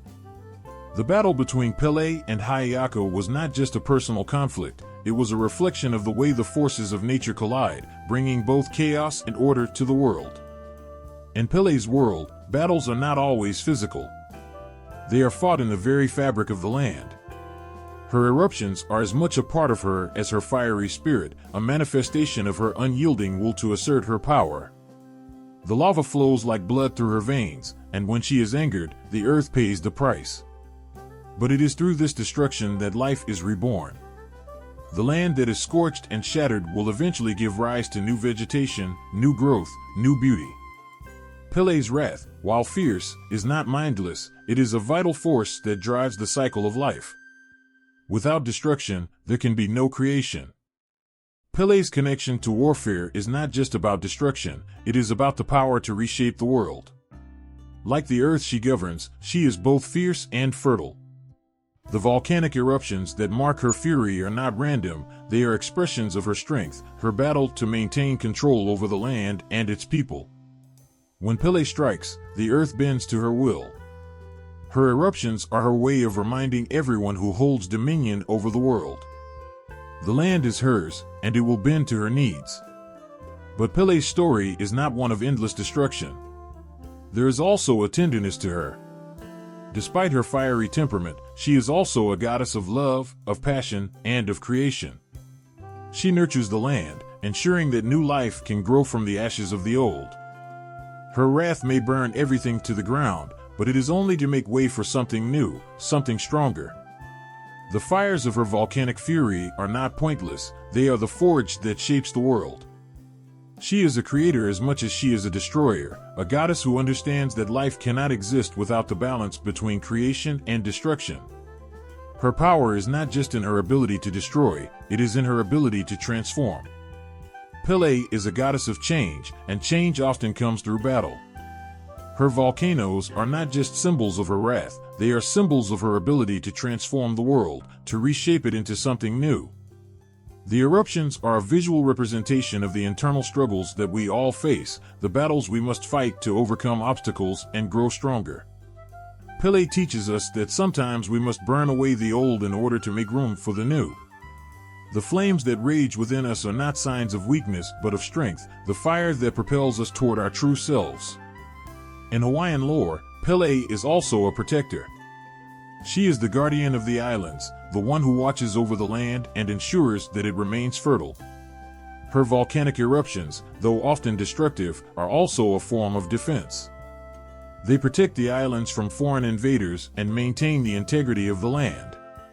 Pele is not just a goddess of wrath, she is a warrior goddess, fighting for the survival of the land and the people who inhabit it. Her volcanoes are both weapons and shields, guarding the sacred land from any who would threaten it. Her influence stretches far beyond the physical realm. Pele is also a goddess of the spirit, her volcanic fires symbolizing the trials and tribulations of the soul. Just as the land is shaped by her eruptions, so too are we shaped by the challenges we face in life. Pele's power reminds us that it is through adversity that we grow. Her fire is a test of our will, our strength, and our ability to rise from the ashes. When Pele's fury erupts, it is a reminder that she is always watching, always ready to shape the world in her image. Her fiery temper is as much a part of the land as the mountains and oceans, a force of nature that cannot be tamed. Pele is not just a goddess of fire and volcanoes, she is the embodiment of the earth's power, a reminder that creation and destruction are part of the same cycle. She is the flame that burns, the earth that quakes, and the force that forever reshapes the world. Through her, we learn that strength is not found in stillness but in the courage to face the fire. A hush falls over the battlefield as the last echoes of clashing swords fade. The warriors, bloodied and weary, wait in silence. A single figure steps forward, cloaked in the weight of ancient wisdom and divine power. She is Nanshi, the Sumerian goddess whose very presence brings both the heat of war and the clarity of prophecy. Her eyes, wise beyond the ages, see more than just the present moment. They peer into the future, shaping the tides of battle with the knowledge she holds in her hands. With each whisper of her name, warriors believe their fate is sealed, for Nanshi holds dominion not just over the outcome of the fight, but over the mysteries of the universe itself. In Sumerian mythology, Nanshi was not just any deity. She was a goddess who bridged two worlds, the harsh, unforgiving realm of war and the tranquil, sacred domain of divine knowledge. To the people of Sumer, she was both a protector and a guide, a being who would not only lead armies to victory but also reveal the hidden truths of the cosmos. Her temple stood as a beacon of power and wisdom, a place where the warriors of Sumer sought not only divine favor for their battles but also insight into their futures. Within its walls, prayers to Nanshi were more than pleas for strength, they were cries for understanding, for the ability to see beyond the veil of time and space. Nanshi was not just a goddess who fought battles, she understood the true nature of conflict. Her power did not lie in the ability to wield a sword or command legions on the front lines. Her power was in the wisdom she bestowed, and the foresight she offered to those who were bold enough to seek it. For those who trusted her, Nanchi's divine knowledge could turn the tide of any battle. A well-timed prophecy, a carefully placed word of counsel, could be enough to shift the momentum in a war, to turn an army of mere men into an unstoppable force. It was Nanchi's unique gift to foresee the outcomes of battles, to discern the hidden patterns in the chaos of war, and to give her followers the wisdom they needed to navigate those patterns with precision. But her role was far from simple. Nanchi was not only a goddess of war, she was also the keeper of divine knowledge. The two aspects of her divinity were intertwined, feeding into each other. To her followers, war was not just about violence and conquest, it was a sacred struggle, a path to enlightenment and spiritual growth. In battle, the heartbeats of the warriors echoed the heartbeat of the world, and through the guidance of Nanchi, they would learn to synchronize their will with the divine flow of the universe. She was the teacher, the strategist, and the prophet, all wrapped in one divine being. Her temple, the center of both warfare and wisdom, stood as a testament to this delicate balance. Within its sacred walls, priests and warriors alike would seek her counsel. The warriors would come with hopes of gaining favor on the battlefield, but they would leave with much more. They would leave with the understanding that their battles were part of a greater cosmic struggle, a fight for harmony and balance in a chaotic world. Nanchi's wisdom gave them the clarity to fight not just with their swords, but with their hearts and minds aligned with divine will. As the goddess of divination, Nanchi's influence stretched beyond the battlefield. Her prophecies were sought not only by kings and generals, but by all who believed that the future was a malleable thing, shaped by the choices made in the present. People came from far and wide to visit her temple, hoping for a glimpse into the future, hoping that Nanchi's divine insight would grant them the clarity to make the right decisions. She was the voice of the unseen, the whisper of destiny that guided her people toward their fates. But as with all gifts of foresight, there was a price. The knowledge she offered was not always easy to bear. Sometimes, the truths revealed were harsh, and the answers she gave brought more questions than certainty. Yet, for those who trusted her, her guidance was an unshakable anchor in the stormy seas of life. Natcha's temple was more than just a place of worship. It was a sanctuary where war and wisdom coexisted in a delicate, powerful balance. The sound of battle might have rumbled in the distance, but within the walls of her temple, there was a sense of peace, a sense of knowing that everything, even in its chaotic moments, was unfolding as it should. Her priests and priestesses were trained not only in the sacred rituals but also in the arts of strategy and warfare, for Nanchi knew that wisdom could not exist in a vacuum. To understand the divine, one had to first understand the world as it was, both its beauty and its brutality.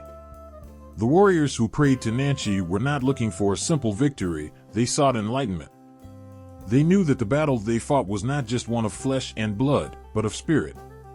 Each sword strike was a choice, each move on the battlefield a reflection of their inner selves. Natcha's guidance gave them the clarity to act decisively, to know when to strike and when to hold back. Her wisdom was not just tactical, it was spiritual, teaching them to fight not just for personal gain, but for the greater good. Her prophecies had a way of cutting through the fog of war, revealing the hidden forces that shaped the future. To some, it was a blessing, to others, a curse. The truth Nanchi offered was not always easy to accept, and the path she illuminated was not always the one they wished to walk. But there was no denying the power of her words. Whether in victory or defeat, Natcha's influence remained constant, a reminder that the divine was always watching, always guiding. The warriors who followed Nanchi did so not just for the promise of victory but for the chance to become part of something greater. The war they fought was not just for land or glory, it was a battle for truth, for the right to live in harmony with the divine order. With Natcha's wisdom, they understood that every battle fought was a step in the eternal dance of creation and destruction, a dance that shaped the world and the soul alike. In the end, Nanchi was a goddess of balance, of war and wisdom, of prophecy and protection. Her followers knew that with her guidance, they could face the greatest challenges, knowing that every strike they made, every decision they took, was part of a greater, divine plan. And in the quiet moments after the battle, when the dust had settled and the echoes of war faded away, it was Natcha's wisdom that would remain. Her voice, ever present, would continue to guide them toward their fate. The wind howls through the mist, cutting across the highlands where the ground is cold and unforgiving. In the distance, a figure stands tall, unmoving, her eyes sharp with focus, her body poised in perfect readiness. She is Skathak, the legendary Celtic warrior woman, a name whispered among heroes and warriors alike.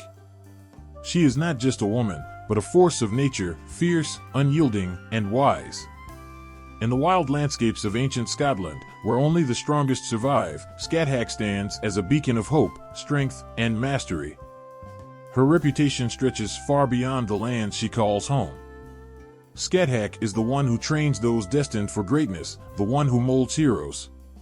Heroes like Cuchulainn, whose name would be immortalized in songs sung around campfires, whose feats would inspire generations. She did not just teach them to fight, she taught them to become something greater than themselves. Under her tutelage, they learned not just the art of war, but the very essence of what it means to be a hero. She shaped them, honed them, and sent them into battle not as mere men, but as legends. Skathak was not just a warrior. She was a goddess of war, a figure whose skills and strength surpassed that of mere mortals. Her warriors learned the secrets of martial arts, the discipline of battle, and the spiritual truths of what it meant to fight for something greater. She was both teacher and combatant, and in her presence, the line between the two blurred. The lessons she imparted were not just about strikes and blows, but about honor, perseverance, and destiny. In the cold winds and under the gray skies, Skathak's warriors learned that to fight was not just to survive, it was to prove that they were worthy of their fate. But Skathak's mastery did not end with physical combat. She was also a master of magic, a mistress of the arcane. Her training was not only about swords and shields, but about the unseen forces that guided the world. The warriors who came to her did not only learn to fight, they learned to see the world through the lens of the magical and the mystical. They were taught to harness the energy around them, to bend it to their will, and to understand the deeper currents of fate that would shape their lives.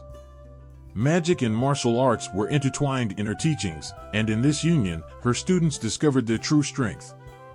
When Ku Chulainn arrived at her door, he was but a boy, full of promise but lacking the skills to fulfill his potential. Under Skathaka's fierce tutelage, he was transformed. It is said that she taught him the great arts of war, how to use a spear with unmatched precision, how to fight with the fury of a storm, and how to stand tall in the face of overwhelming odds. But she did more than just teach him how to be a warrior. She taught him to embrace his fate, to face his own inner struggles, and to grow beyond the limitations of his own mind. In Skathaka's training, Ku Chulainn became more than just a warrior. He became the hero that would strike fear into the hearts of his enemies. Skathaka's influence did not only extend to her students. Her very existence was a reminder that the path of the warrior was not one of mindless violence, but one of discipline and wisdom. She was a figure who embodied the warrior goddess archetype, fierce, unrelenting, but also wise, compassionate, and deeply connected to the world around her. Her battles were not just against enemies on the field, they were also against the darkness that lay within the hearts of men, against the chaos that threatened to overtake the natural order. Skathaka fought not just to win, but to protect the sacred balance of the world. In her mythological feats, she was as much a guardian as she was a warrior. One of the most powerful aspects of Skathaka's legend was her ability to balance the two opposing forces of war and peace. She was a woman of violence and vengeance, but also a woman of peace and wisdom. Her students learned that to be a great warrior, one must first understand the deeper truths of the world, that there is a time for battle and a time for reflection, a time for action and a time for stillness. Skathaka did not just train her students to fight, they learned to listen, to observe, and to find the right moments to strike. In this, she taught them the truest form of strength, the wisdom to know when to fight, and the courage to fight with purpose. Her magic, too, was not just about casting spells or summoning supernatural forces. It was about understanding the unseen patterns that connect all things. Her students, through her teachings, learned to tap into these patterns, to become attuned to the flow of the world, and to fight not just with their bodies, but with their spirits. The magical aspects of her training gave them the edge in battle, for they were able to perceive and manipulate the hidden forces that controlled the outcome of the world. Skathaka was a teacher of both the seen and the unseen, and in this duality, she created heroes who could conquer not only their enemies, but their own fears and doubts. Through her feats, Skathaka became a symbol of strength, both physical and spiritual. She embodied the qualities that every hero sought to possess: courage, wisdom, and an unbreakable will. She was a living testament to the power of discipline and the importance of mentorship. The warriors who trained under her did not simply fight for fame or glory, they fought for something greater, the chance to fulfill their destiny, to live up to the potential that Skathaka saw in them.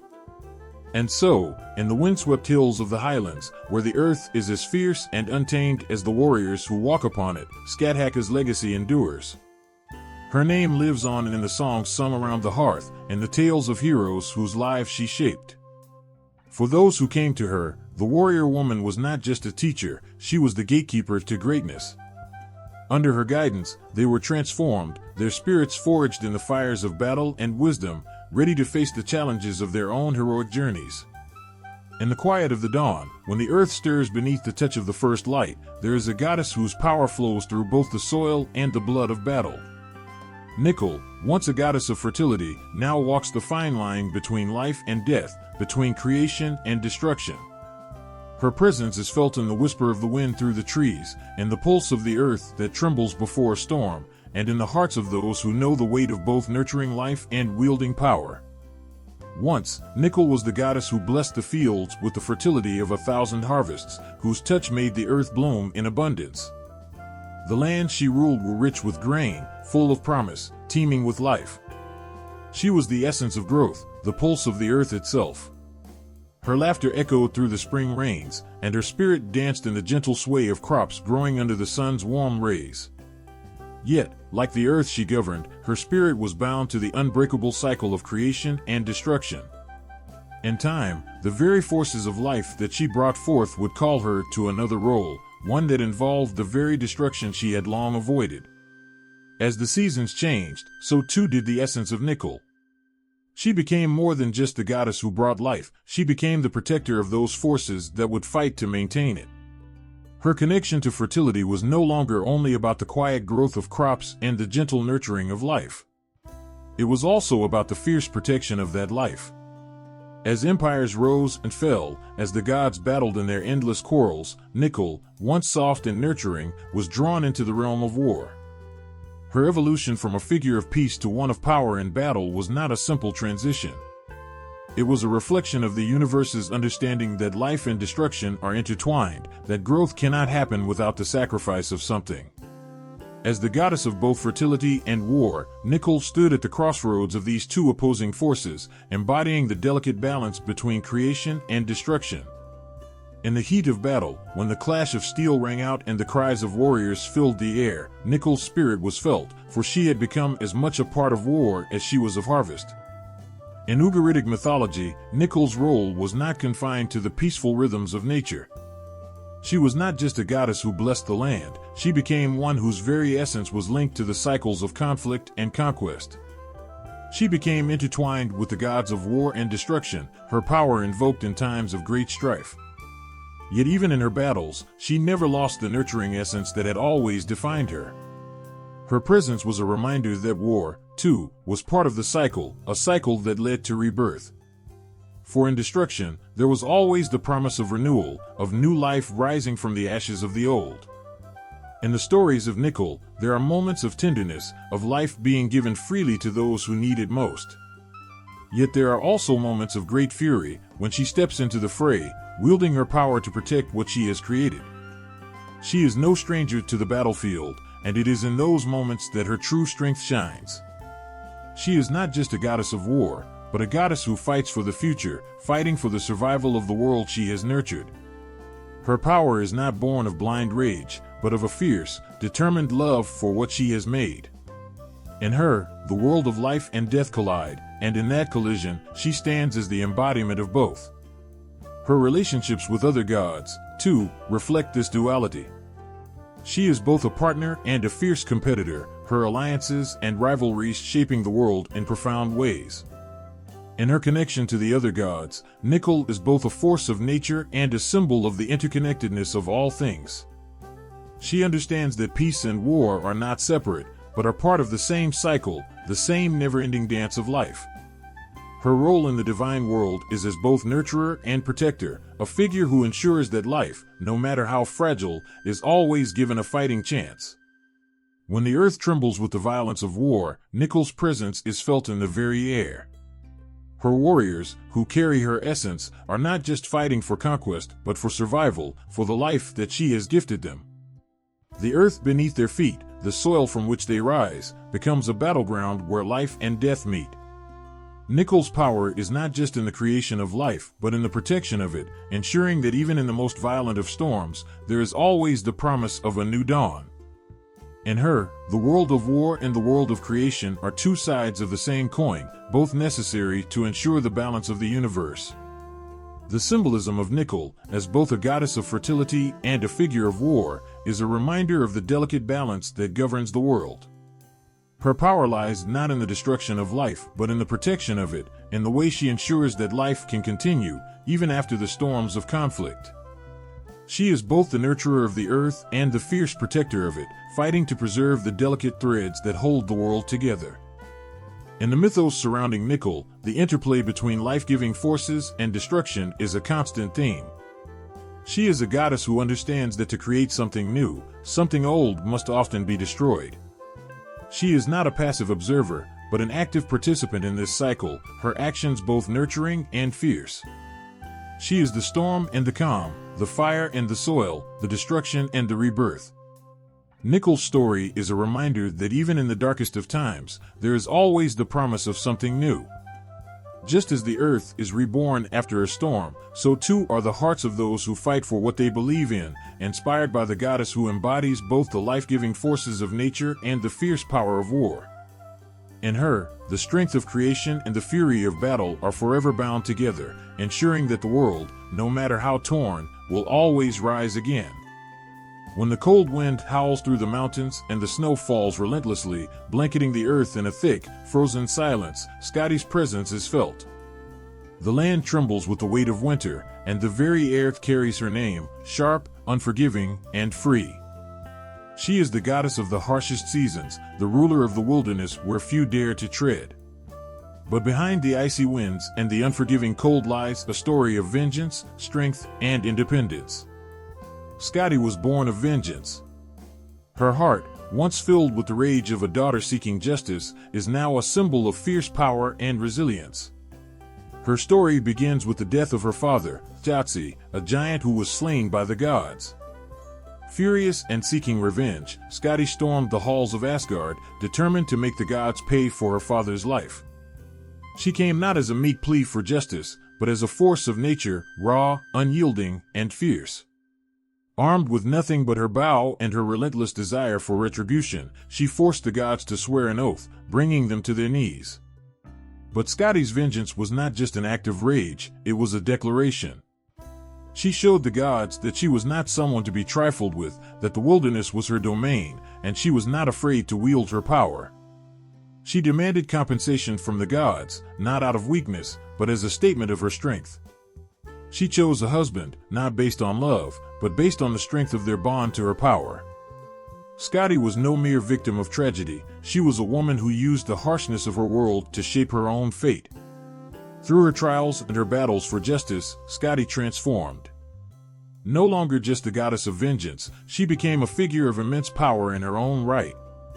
She became the embodiment of independence, standing on her own 2 feet in a world that often sought to crush those who lived in the shadows of the gods. Scotty was more than a daughter avenging her father, she was a force to be reckoned with, a woman whose strength could not be defined by the violence that once drove her. As the goddess of winter, she is not merely a cold figure who rules over snow and ice. She is the winter that comes when the world has grown soft, when the harvest is over and the land lies barren. In the face of her winter, life is pushed to its limits. The animals of the forests and the mountains are forced to endure the harshest conditions, and those who survive become stronger for it. Scotty's realm is one of survival, where only the strongest endure, and even the fiercest warriors are humbled by the unforgiving environment. Her connection to hunting is not just about the chase, it is about the thrill of the hunt itself, the mastery of a skill honed over years, the patience and perseverance it takes to track the elusive prey through the winter forests. With bow and arrow in hand, Scotty stalks the wild places where no one else dares to follow. She is the huntress who knows the land better than anyone else, its secrets, its dangers, its rhythms. The wilderness bends to her will, not because she forces it, but because she is one with it. The animals she tracks are not just her prey, they are a part of the world she has come to understand and respect. Scotty's connection to vengeance, however, is never far from her heart. The harshness of the wilderness, with its biting cold and unforgiving landscape, is a reflection of the fierceness that burns within her. Yet even as she rules over this world of ice and snow, there is a quiet strength in her, a deep sense of justice that drives her actions. Scotty is not motivated by the rage that once fueled her quest for vengeance, but by a deeper understanding of what it means to survive in a world that constantly challenges you. She does not seek vengeance as an end, but as a path to balance. In her, we see that revenge is not just about destruction, it is about the restoration of order in a world that so often feels out of control. In the sagas, Scotty's name is whispered with reverence. She is a goddess whose strength is both feared and respected. Her presence in the myths is that of a figure who does not ask for favor but takes what is hers. Whether in the forests where she hunts or the icy winds that whip through the mountains, Scotty is a symbol of the wild, untamed spirit that refuses to be broken. Her transformation from a vengeful goddess to one of strength and independence is a story of resilience. It is a story of a woman who did not allow tragedy to define her, but instead used it to carve out her place in the world. The sagas paint her as both a figure of solitude and a revered warrior, an embodiment of the fierce and unyielding forces of nature. Scotty is not soft or gentle, but her power is unmatched. She is the cold that pierces through armor, the snow that blankets the battlefield, and the silence that follows a storm. Her strength is not just in her ability to fight or survive, it is in her independence and her unbreakable connection to the wilderness that has shaped her into the goddess she is. In the frozen landscapes she calls home, Skadi is a reflection of the harshness and beauty of nature itself. The wilderness is not just a place of danger, it is a place of opportunity, where those who are strong enough can carve out a life for themselves. Skadi's power is a reminder that even in the harshest conditions, strength and survival are possible. She is not just the goddess of vengeance or winter, she is the embodiment of the spirit that endures, that thrives, and that fights for what it deserves. The image of Skadi, standing tall in the snow, bow in hand, with her eyes locked on the horizon, is a powerful one. She is the goddess who knows that the world is not fair, that it is not kind, but that it is possible to survive it. Her strength is a testament to the power of the human spirit and to the wild, untamed forces that shape us. Skadi is not just a goddess to be feared, she is a goddess to be admired, for in her story, we see the beauty of strength forged through struggle, the independence born from hardship, and the unyielding power of a woman who refuses to bow to the cold. There is a river, winding and eternal, its waters glistening under the warm sun, flowing with a power that both nurtures and destroys. In the heart of this river, where the water is both soft and fierce, lives Ashen. She is not merely a goddess of beauty, love, and fertility, though her golden presence radiates warmth and grace, she is a force of nature that commands respect. Her waters, like her heart, can heal and can ravage. She embodies the complexity of life itself, tender and gentle, but capable of unleashing storms when justice calls for it. Ashen's dual nature is woven into every thread of her being. The river that bears her name flows with a promise of peace and tranquility, but beneath the surface, there is a ferocity that stirs the waters when those she loves are threatened. She is the protector of her people, a warrior goddess who rises to defend the innocent and fight for what is right. When injustice reigns, Ashen is there, her presence as swift as a sudden current, sweeping away the enemies of the helpless. And yet, she never loses sight of her gentle nature. Her love for the world is unwavering, her beauty unmatched, and it is this grace that gives her strength. Her role in Yoruba mythology is both revered and feared. She does not fight with the force of a warrior who seeks to destroy, but with the precision of a strategist who knows when to strike and when to pull back. Ashen's wisdom runs as deep as the rivers she commands. She is a goddess who understands the balance of life, how love must sometimes be fierce, how justice must sometimes be delivered with the force of a raging tide. Her strength is not only in her power to wage war, but in her understanding that the world cannot exist in extremes. She is both the soft ripples of a serene river and the raging torrents that carve canyons in the earth. Ashen's rivers are not just bodies of water, they are symbols of life itself. Her waters bring fertility to the land, nourishment to the crops, and healing to the sick. They are a reflection of her heart, nurturing, caring, always giving. But these rivers can also be unforgiving. Just as Ashen has the power to bring life, she also has the power to bring destruction.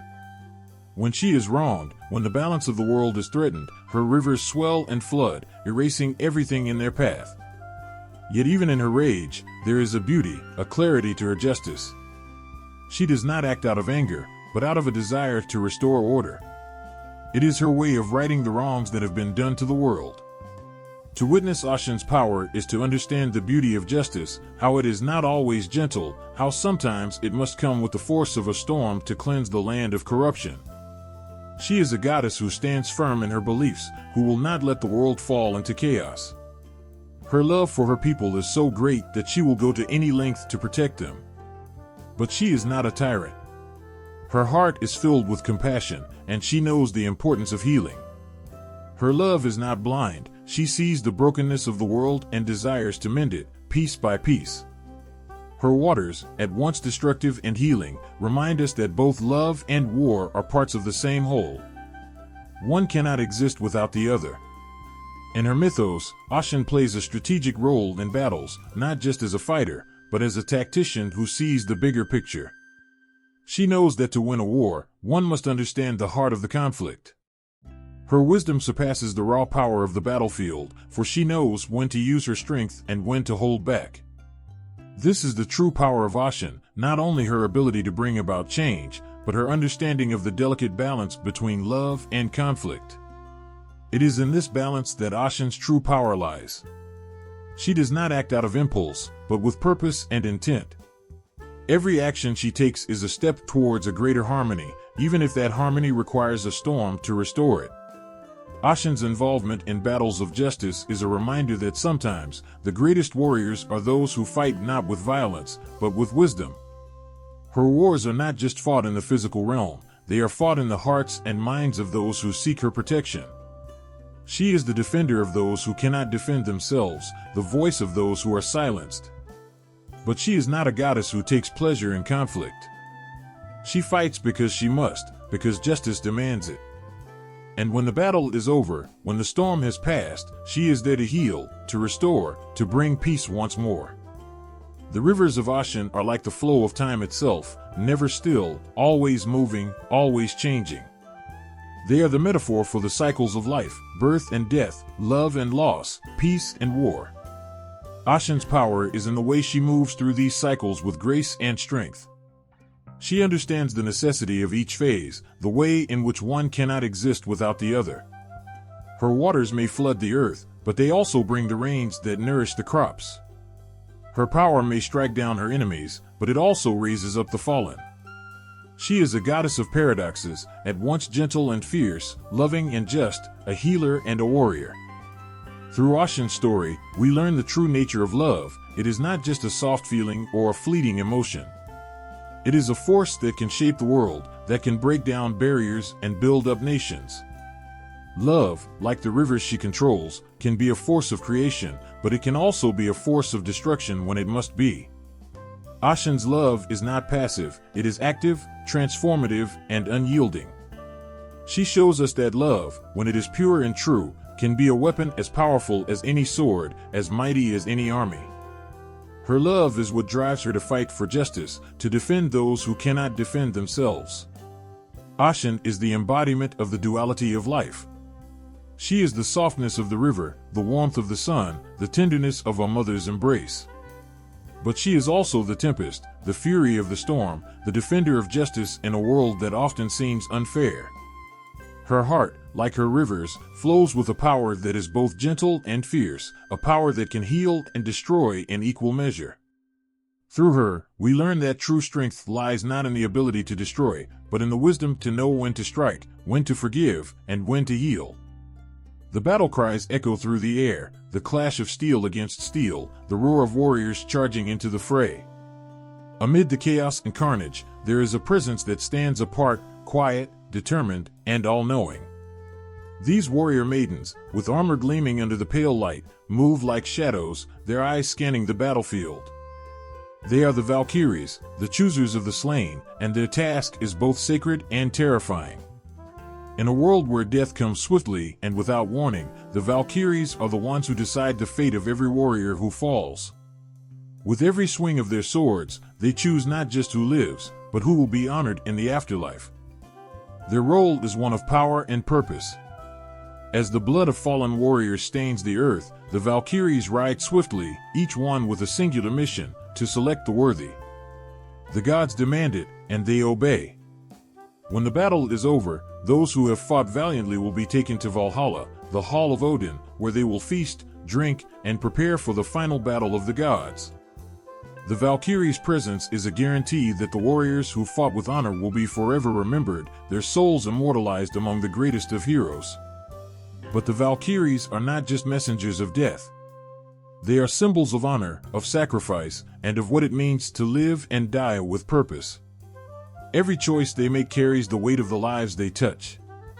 In their hands, the fates of warriors hang by a thread, and each decision is made with the knowledge that they are not just guiding the dead, they are shaping the very fabric of the afterlife.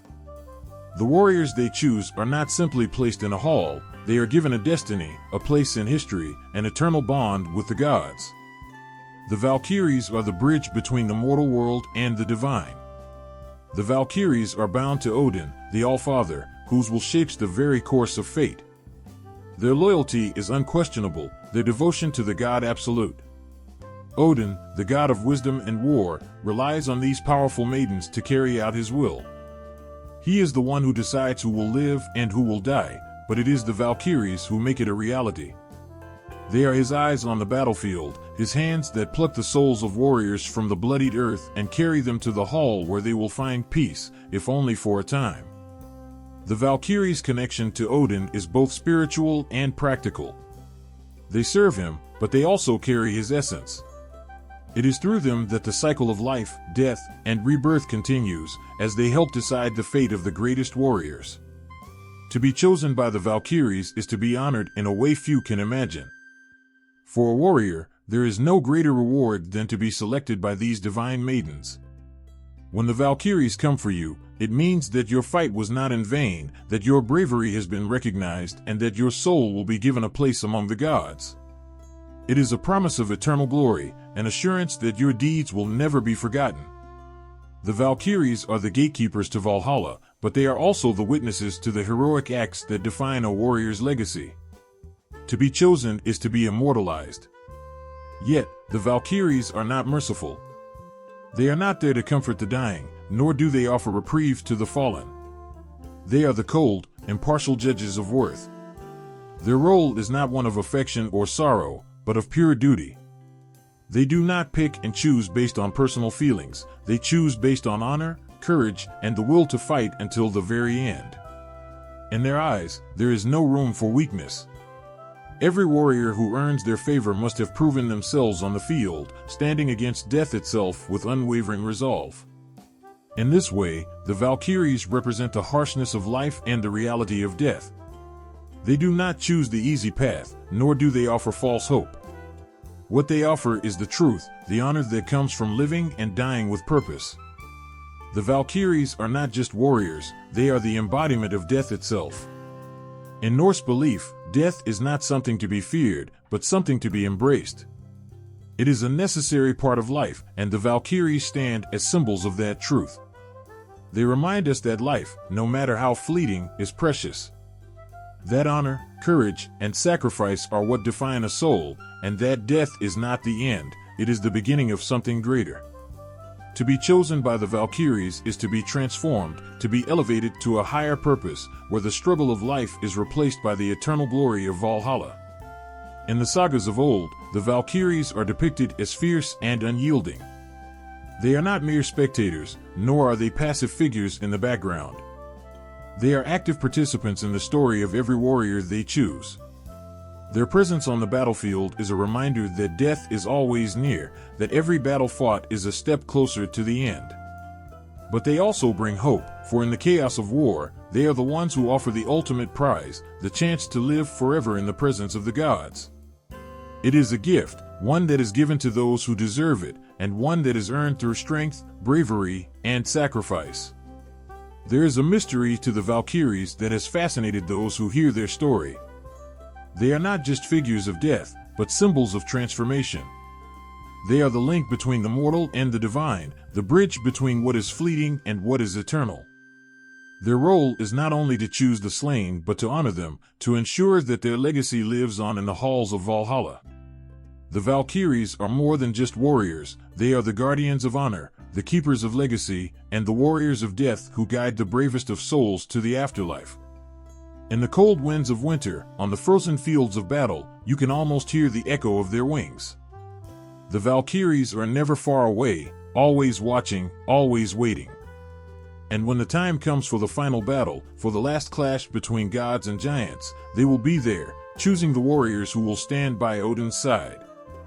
For the Valkyries, the battle does not end with the death of a warrior, it is only the beginning of a new chapter, a new saga written in the blood of those who fought with honor, those who earned their place among the gods. The battlefield is no longer confined to ancient arenas or distant wars of gods and men. It is now fought in the pages of books, in the frames of films, in the voices that speak across social media, in the hearts of those who rise up for justice and equality. The powerful figures of war goddesses, those who once ruled the tides of battle and shaped the destinies of nations, are not only remembered, but reborn. Their stories echo through the modern world, their strength and defiance woven into the fabric of today's struggles. Their legacies are not just relics of the past, they are living, breathing forces that continue to inspire and empower, reaching beyond the confines of mythology and into the very soul of society.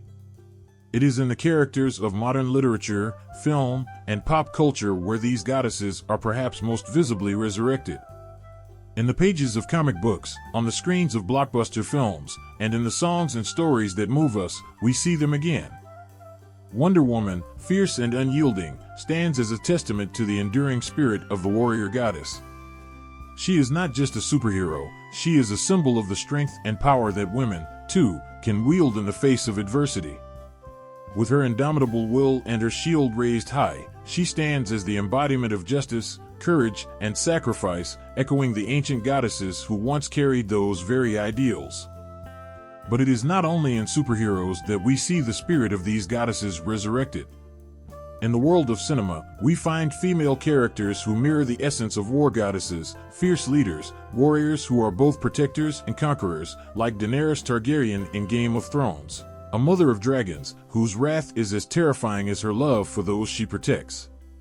In the myth of Artemis, in her hunting grounds, we witness a modern-day reflection of a woman who is not to be feared but revered, a symbol of independence and strength.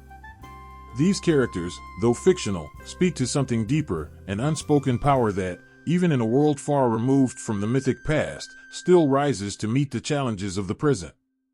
In the shifting tides of pop culture, we can see the spirit of the war goddess reverberating through the lens of contemporary feminism.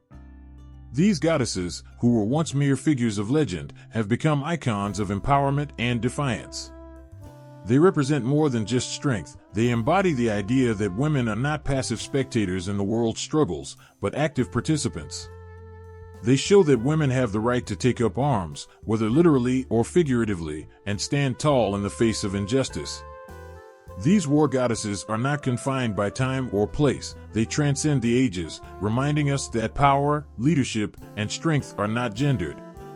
They remind us that these qualities belong to everyone, regardless of sex, and that true courage is not a matter of the body, but of the spirit. In today's political landscape, the influence of these goddesses takes on even more significance.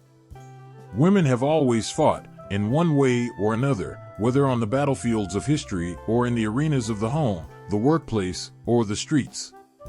Today, we see the echoes of these goddesses in the voices of those who speak truth to power.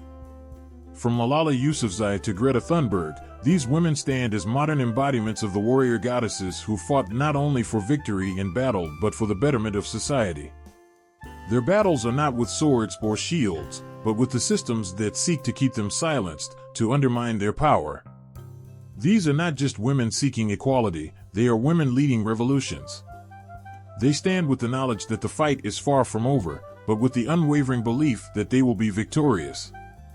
They are the daughters of Artemis, the sisters of Pele, the heirs to the legacies of these mighty goddesses.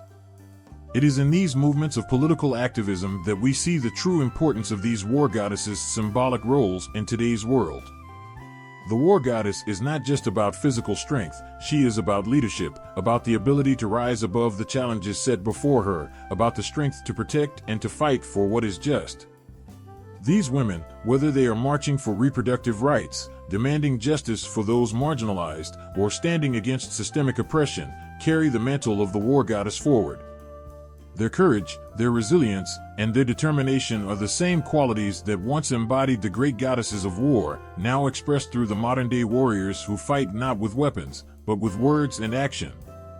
The war goddess has become a symbol of the duality within every woman, the ability to be nurturing and fierce, to be both a protector and a conqueror. She represents the fierce protector of what is loved, but also the fearsome avenger of injustice. Her rage is not one of mindless destruction, but of righteous fury. She teaches that in order to protect what we hold dear, we sometimes must go to battle, whether the battle is against oppression, inequality, or any force that seeks to crush the spirit. In the world of today, where women are more empowered than ever, the legacy of the war goddess is not just a thing of myth or history. It is a present-day truth. The stories of these goddesses continue to inspire and influence not only how we view power, strength, and leadership, but how we see women in positions of authority and conflict. The war goddess is no longer just a figure from ancient tales. She is alive and thriving in every woman who refuses to be silenced, and every girl who dares to dream of greatness, and in every person who fights for justice. Her legacy is woven into the modern fabric of society, serving as a reminder that the spirit of the warrior goddess is not bound by time, place, or myth. It is with us now, as it always has been, and it always will be.